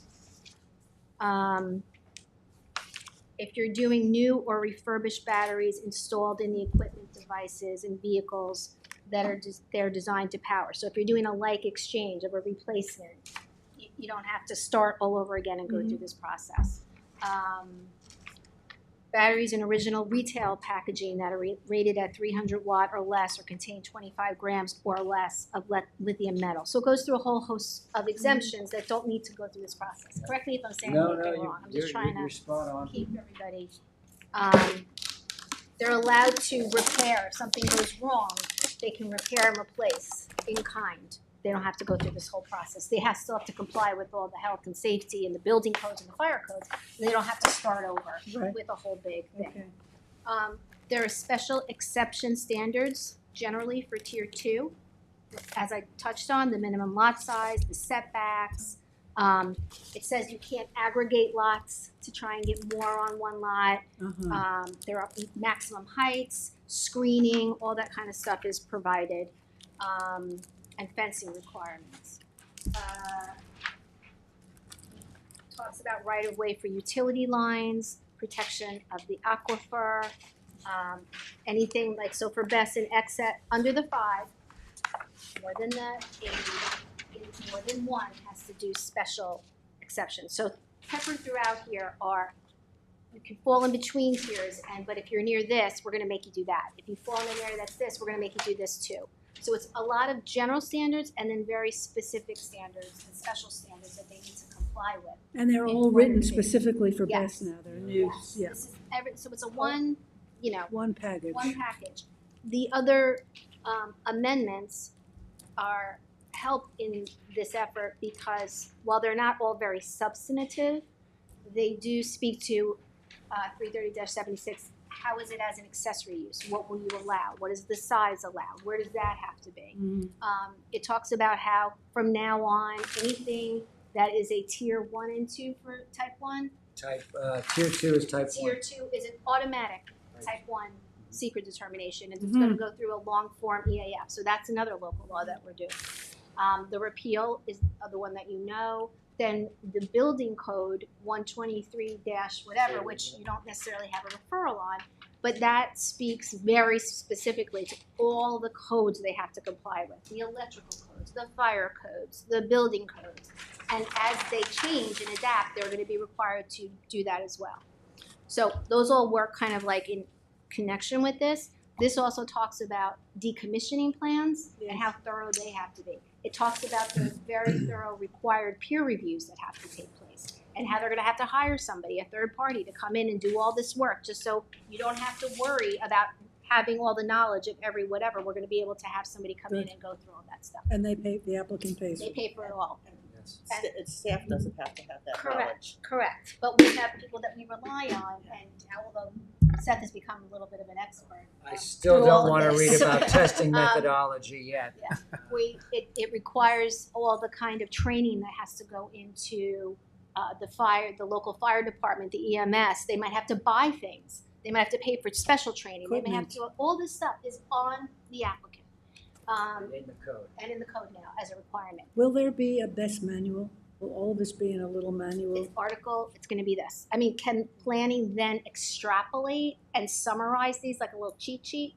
Yeah, it can refer them to different code sections because they're, like I said, we've got 8 code amendments that are being deliberated on, or will be, by the town board, so we can delineate those sections they need to check and whatever. But that's just the tip of the iceberg, because within all of those embedded is all of the state regs, the building code regulations, the fire regulations, everything, electrical, everything they have to do. So it's really, it's very extensive.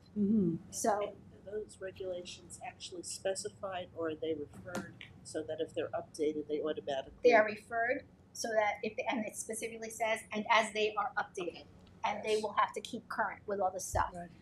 They have to, I mean, it got down to the minutia where one of the council people asked that when they are transporting a battery and it's of a specific size, they have to call ahead, and everybody along the route, EMS, first responder, all have to be notified that this thing is coming through. So like they thought of, I'm not gonna say everything because somebody could probably find some, little whatever, but as could be expected and as you would want, they really did a tremendous amount of work. Lots of safety lots issues. Of safety. That was at the foremost. And they have to have insurance. There's a whole insurance requirement. We're trying to think of what else the highlights were. I mean, you touched on some of the major themes. Certainly a lot of submission requirements for this body. We're going to look at copious plans, emergency management, fire safety, decommissioning, That commissioning. all comes before this board? They will be part of a Site plan will. But you're not going to be alone in looking at those things. No. You will have the experts who have to look at these and provide you with reports, like we do with water quality and things like that. So you don't have to be the resident expert on all that. Good. But it's really it's quite. And that would be for tier 2. This is not all of them. We will also be looking at tier 1, which are the smaller ones, and there'll be. How many? That would be tier 1 is 40 to 80, up 80 to to 600. 600, When I say 40, 80, it's interior or exterior. Up to 600 kilowatt hours. That's tier 1. And the maximum. So that's a commercial We do backup. not allow anything above 5. Above 5. Above 5. And we're not really seeing any residential, because that's always usually below 80, so we're not a They big call this issue. behind the meter. This is like a term of art that they use. So I don't imagine we're going to see a lot of them that may, over time, begin to heat up as people start realizing the advantage.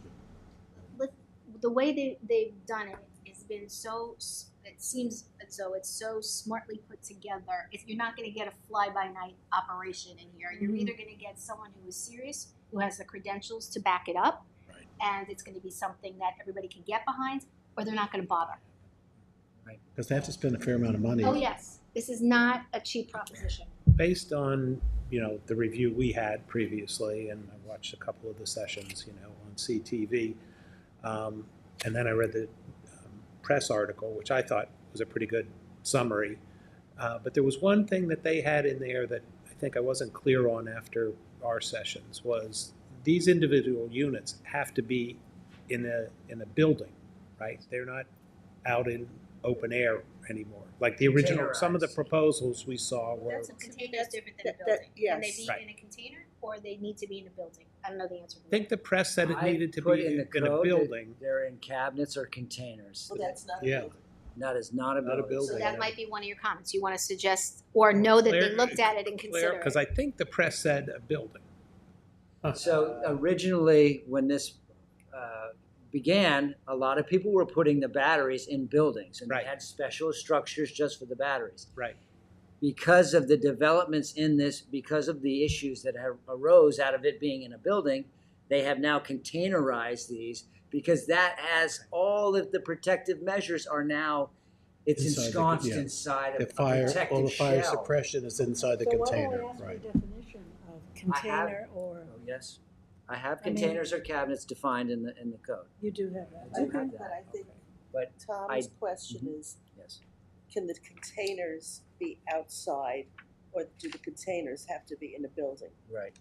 Right. Okay, I Again, don't mention going houses. from the Yeah. the press article, I got that impression, but I didn't get that impression when we all met. But they're saying that it might be better to be It could be clarified, and I'll make a note of because that. within the as a containers recommendation. themselves, they have fire sensors and they have Right. systems that automatically kick on and off. Right. So That's good, but I can imagine you don't want the container in a building, because if something does happen. right. I remember seeing some of the videos, and I think it happened You'd in want East it Hampton, kind of outside. blew the doors off the Yeah. building. You Some know, of the or you older open the door and it, systems were actually accessible. Now they're to remain Yeah. inaccessible because by opening it, that's when people get injured, actually. So these are sealed containers? For Do the they most come that part. way? Are they manufactured that way? That's the way they're designed now, yes. That's Everything's why internalized. That's my understanding is part of the safety mechanism is that there's monitoring as to the temperature and other stuff so that they know if one of the containers is acting badly. Yeah. And there's supposedly some sort of fail-safe mechanism that when it is acting badly, it knows how to stop itself. Okay. I mean, I think that's The my, smart my, technology. I think they Yeah, cut it no, off. layman's that term, is- but yeah. they that's- cut it that's what off they and say. let it, They also burn have itself out or 24-hour monitoring. There's all Battery kinds of management monitoring computerized, right? systems. and labels, and it has to be So, certified. so the components. company that comes in with an application, I mean, we had a whole bunch of them, right? They have to comply to everything in this code, and they're responsible from installation to the demolition of it, Yes. and all the monitoring in well, I between. guess they're not specifically responsible for the demolition. Decommissioning. Decommissioning. Excuse me. Yeah, but they have to have a bond or some sort of surety that. But the presumption is that Decommissioning they're fund. gonna do it. They're The gonna bond do is, their presumption is that they will. Yeah. If they don't, and they're bad actors, then Or they, well, what if they go bankrupt? they're still supposed to do Well, it, but that's we'll why- have the money and security That's, so that's, that, that's yeah. what, that's why, Yeah, so yeah. there's a. So is this fail-safe, yeah. bonded? There's a bond that goes with it? A decommissioning fund, I mean, there is a section on the decommissioning fund and how it's kept current, and how over time. These do have a specific lifespan, these battery storage units, for the most part. I mean, as they switch battery cells out, they can prolong it. But the big cabinets are not, they have a 12-year, 14-year lifespan. So So they if have to account for that. And they do account for that when they're designing these systems. So if I come and I want to do this, I'm an applicant, what kind of a fee do I have to pay? That's decided on by the town board. I haven't seen the fee schedule. Should there not I've be made that suggestions. There will be a resolution for a fee schedule. It doesn't have to be part of this. It's done separately just by way of resolution, but I think once they finalize this, then planning can come up with what they believe the fee schedule should be, and the board can make that. Should we make that comment? I mean, Yeah, just make I the think we comment, should. yeah. Sure. You know, that. Consider the fee schedule Consider the sooner fee rather than schedules, later, yes. whatever. Exactly. Yeah, I would say. I mean, if you say to me it's gonna, you can have your application fee is $250,000, Yes. you know, Yeah. and then a bond up front or whatever. Well, we'll tie it, and we can tie it to the energy capacity. So we can say for every 1,000 kilowatts or 1 megawatts, it's going to cost. Can you give us a basic explanation of the watts and the gigawatts and all of that? Just, and relate it to something like XYZ will run your car, can charge your electric Or car. how many houses or something. Yeah, I mean, some reference point. certainly, off the top of my head, I mean, I can tell you, so a power wall unit that a resident might consider having as a auxiliary kind of power source for his car to plug it in, that's like 10 kilowatts, 13 kilowatts. That's something about that size. I'm not going to say that. It's kilowatts. Kilowatt. 1,000 watts is a kilowatt. 1,000 kilowatts is a megawatt.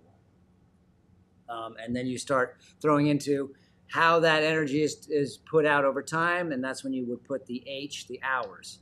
So it does get a little confusing, and one is storage versus one is power. And a lot of people use those terms indiscriminately. We need Tip Rowland here. Yeah, you need Tip in Yeah. here.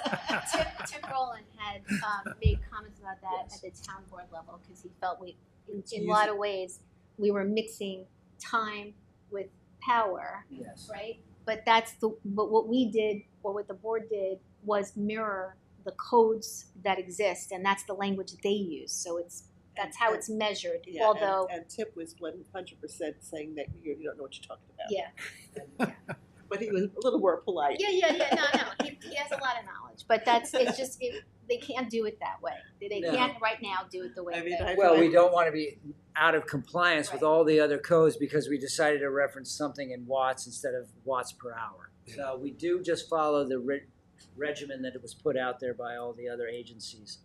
At any rate, so that's the 10, 12 kind of area, small residential. Let's say 1 megawatt would be like 170 homes for. Say that again? 1 megawatt of energy is going to be like 175 homes for 4 hours. 5 megawatts is 1,000 homes for 4 hours. So that of storage. So a 5 megawatt system gets 1,000 homes through a blackout. Okay, and that's it, nothing more than 5. Not really. Not really. 4 hours? Well, it depends on the size of the homes, I'm sure. This would be Or the average. blackout. And the size of the blackout. The length of time the blackout, yeah. Yeah, so. 4 hours. 4 hour blackout, that is. We'll So- invite Tip to come and talk to us. Yeah, I mean, if you have a home battery, Yes. A 10 kilowatt. that would be, so how long would that keep your house going? That's going to run your refrigerator for, 24 hours. Something along those lines. For a 10 kilowatt?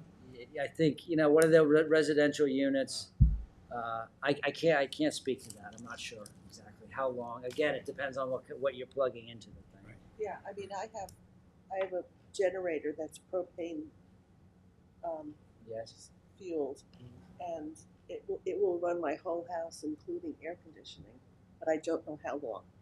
Well, we have to get you off the propane. And perhaps a battery. Now they'll be so regulated. I think they will. The adoption for residential units of these batteries is certainly growing exponentially.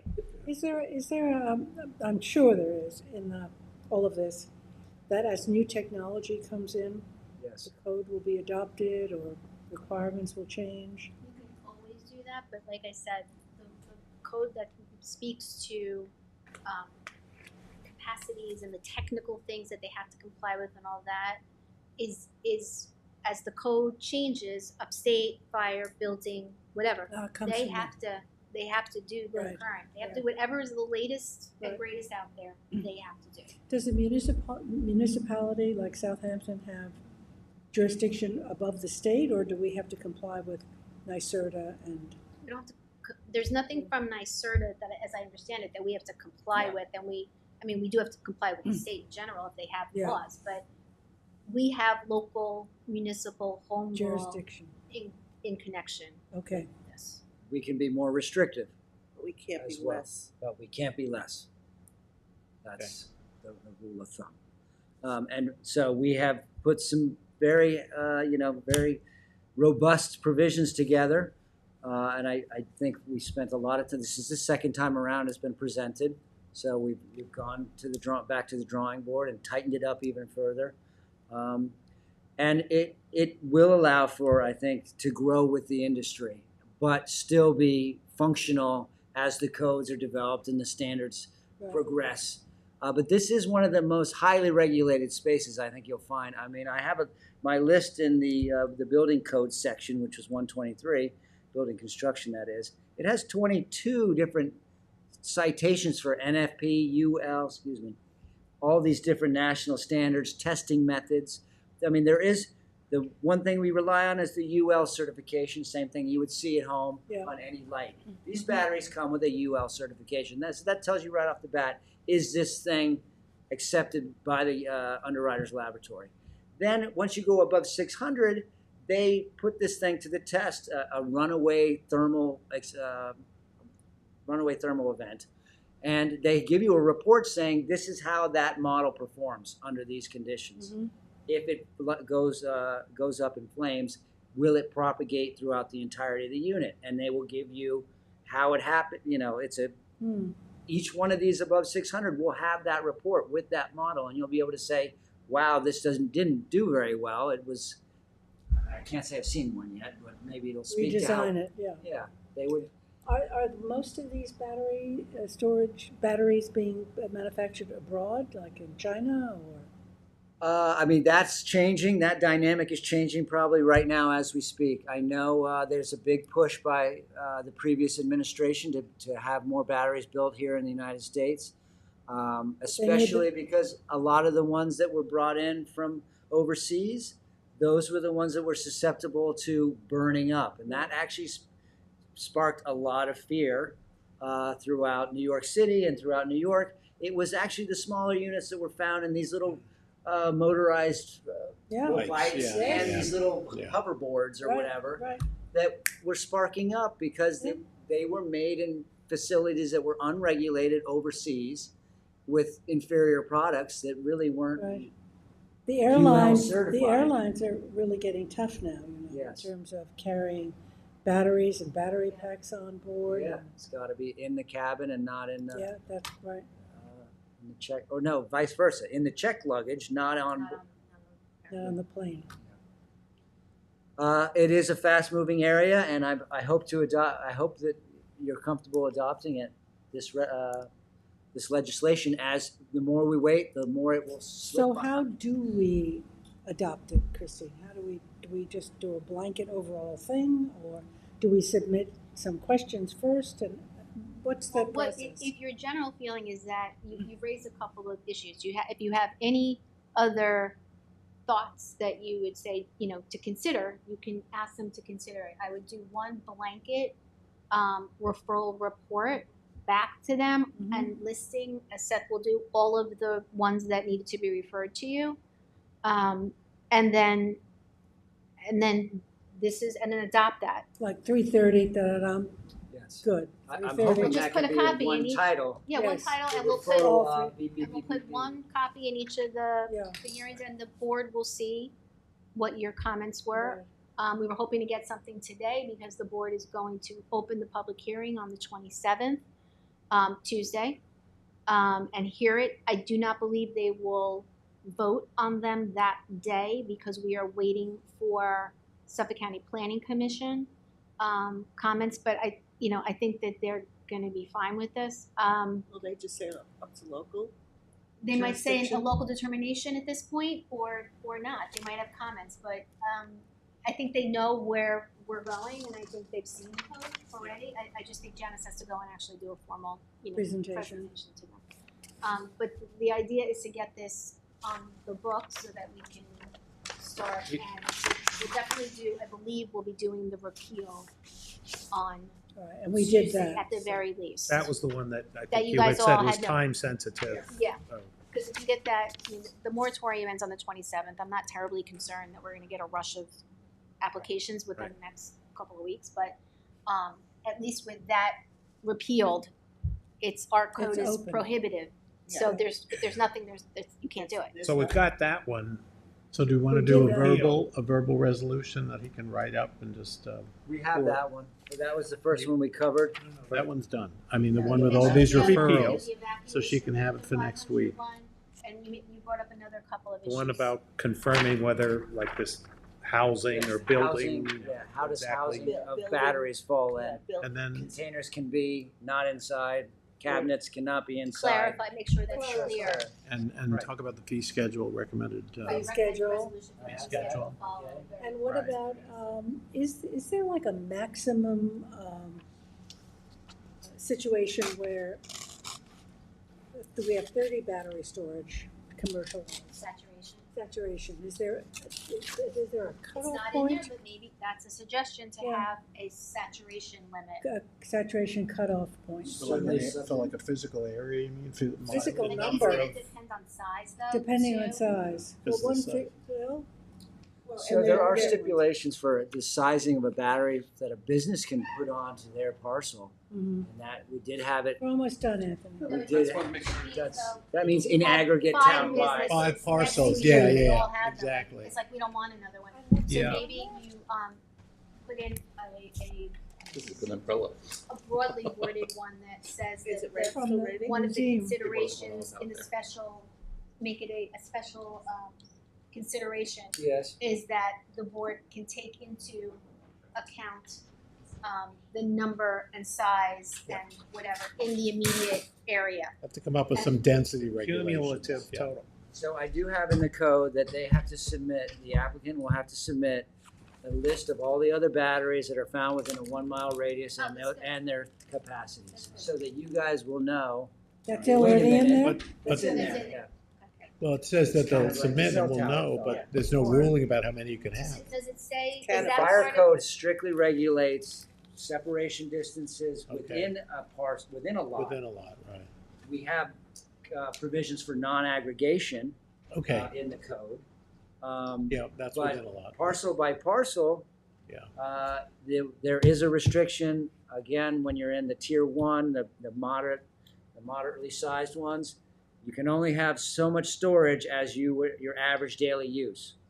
Yeah, So- it's more about how many of them are in an area, physical area. Yeah, But in this 10 miles, how many big units or small units or whatever we have. So when John Doe comes to us, we already know there's one in that area. Don't come and ask us for another one, you know? Okay. But we don't know how far it should be, we don't know. Right? I Also think that's still what having Jackie's We saying. have setbacks, we have big Yeah, we setbacks. do. And that'll be part of secret And analysis that's as secret well. as well. That's gonna automatically have that discussion. I mean, the bigger ones will fall along those lines. Yeah. There are only certain distribution lines, and if, you know, if we say you can't be next door, I mean, we do say you can't be next door to each other, actually. But at a certain point, they're gonna follow those electrical lines because they can't be out here. Yeah. They just There's no won't. hookup. They There's need to no be near, hookup. right? And they can't, I don't think they can even build a hookup because It's prohibitive. the bigger lines are just, there aren't enough of them. Right, everything is underground connector? Yes. That's in there. Except for adjacent to substations. It's the parcels next door to the substation. They can do then an they can overhead? connect straight over to it. Because everything's up in the air over there. Yeah, and substations are ugly already. They're so ugly. Uh, Can we put in redesigned substations? Certainly. Can't make you do off-site stuff. Anyway, So can we is that what you want to do? Do like a verbal resolution that we could then? You can write it up. Write we it can up have it and for we'll next vote on week. it. That would be Yeah. great. okay. So I can just present you the next one. Is that what we're saying? I don't Try to get follow. it done No. for the Yeah, Like get a it done verbal now one, so a they, verbal. so you can You then. know what you can do? Go type it up. And then we'll vote on it, Oh, sure. all Okay. right? I'll At the do end my of the best. Then you'll be all I done. have, okay. Make sure Christine sees it because she's got the right language. Well, okay. Well, I think you should verbally accept it. I mean, it might take a moment, and you're going to run into the next thing, aren't you? 6 You're going to have to just trust me that I get your No, comments. we can always close and take a vote. I'm going to go. All right, so Should we work from what you've I'll got make sure right you here? have it. read it to I'll us. make sure you get Read it. the three that you're To gonna us. say. Well, I don't have the wording. Right, but the three issues that so- they would like considered and Sure. discussed. So we're going to say the planning board has looked over all of the companion codes, and I will list them out. Reviewed. And the recommendations and comments are that further further clarification of the location of I should be typing it. Seth, let me containers and save you for a cabinets. second here. You have your own? This is the one we have in our hand. Yep, So it's 1, 2, 4, and 5, because 3 is a duplicate, yep, right? yep, And then you're adding the one about the housing, yes. and is there anything else we're adding? Fees. The resolution should be, So you've got a copy, Jackie. for you've a got fee copy schedule of- should be And considered. you wanted to take out the open space thing? The one Yes. about the 300 feet. Mhm. Okay, 1, 2, 4, and 5, with the additional two, I think you've got there two more. Not number two. Housing of the batteries, Housing of the batteries, the fee schedule. and the fee schedule. So we're taking out number three. We're taking out part of number one. Taking out number one, number three. One is out, number three is out? Yep. Two becomes Because we one. already, we adopted Four it. We as a adopted separate- that. Yeah. Five becomes three, and then four becomes the housing one of the batteries, and five becomes the fee schedule. Okay, So let's do a resolution. Christine's notes and your notes. And yeah. Make it be. And you give it to me tomorrow, make sure it says what it And needs it'll to be- say, Yes. and I'll- Let's we'll send you a take the copy. vote. Okay, Is please. that okay? Should we take the vote? Yes.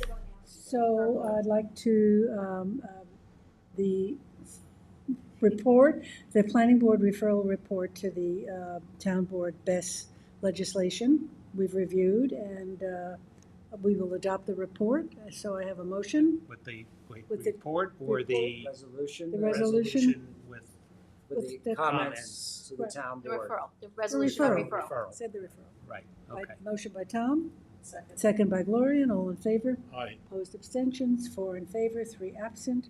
It is adopted. We have it. Yay. All right, Anthony, we have you. Is there more? We have Anthony? No, just map signatures. Oh, it's just I signatures? think that's it, right? That's the last one. Oh, we did that. Yeah, you did, we did. Okay, we'd like Make a motion to close? motion to adjourn. Motion by Gloria, second by Tom, all in favor. Aye. Opposed, abstentions, 4 in favor, 3 absent. We are adjourned. These don't That's turn it. off.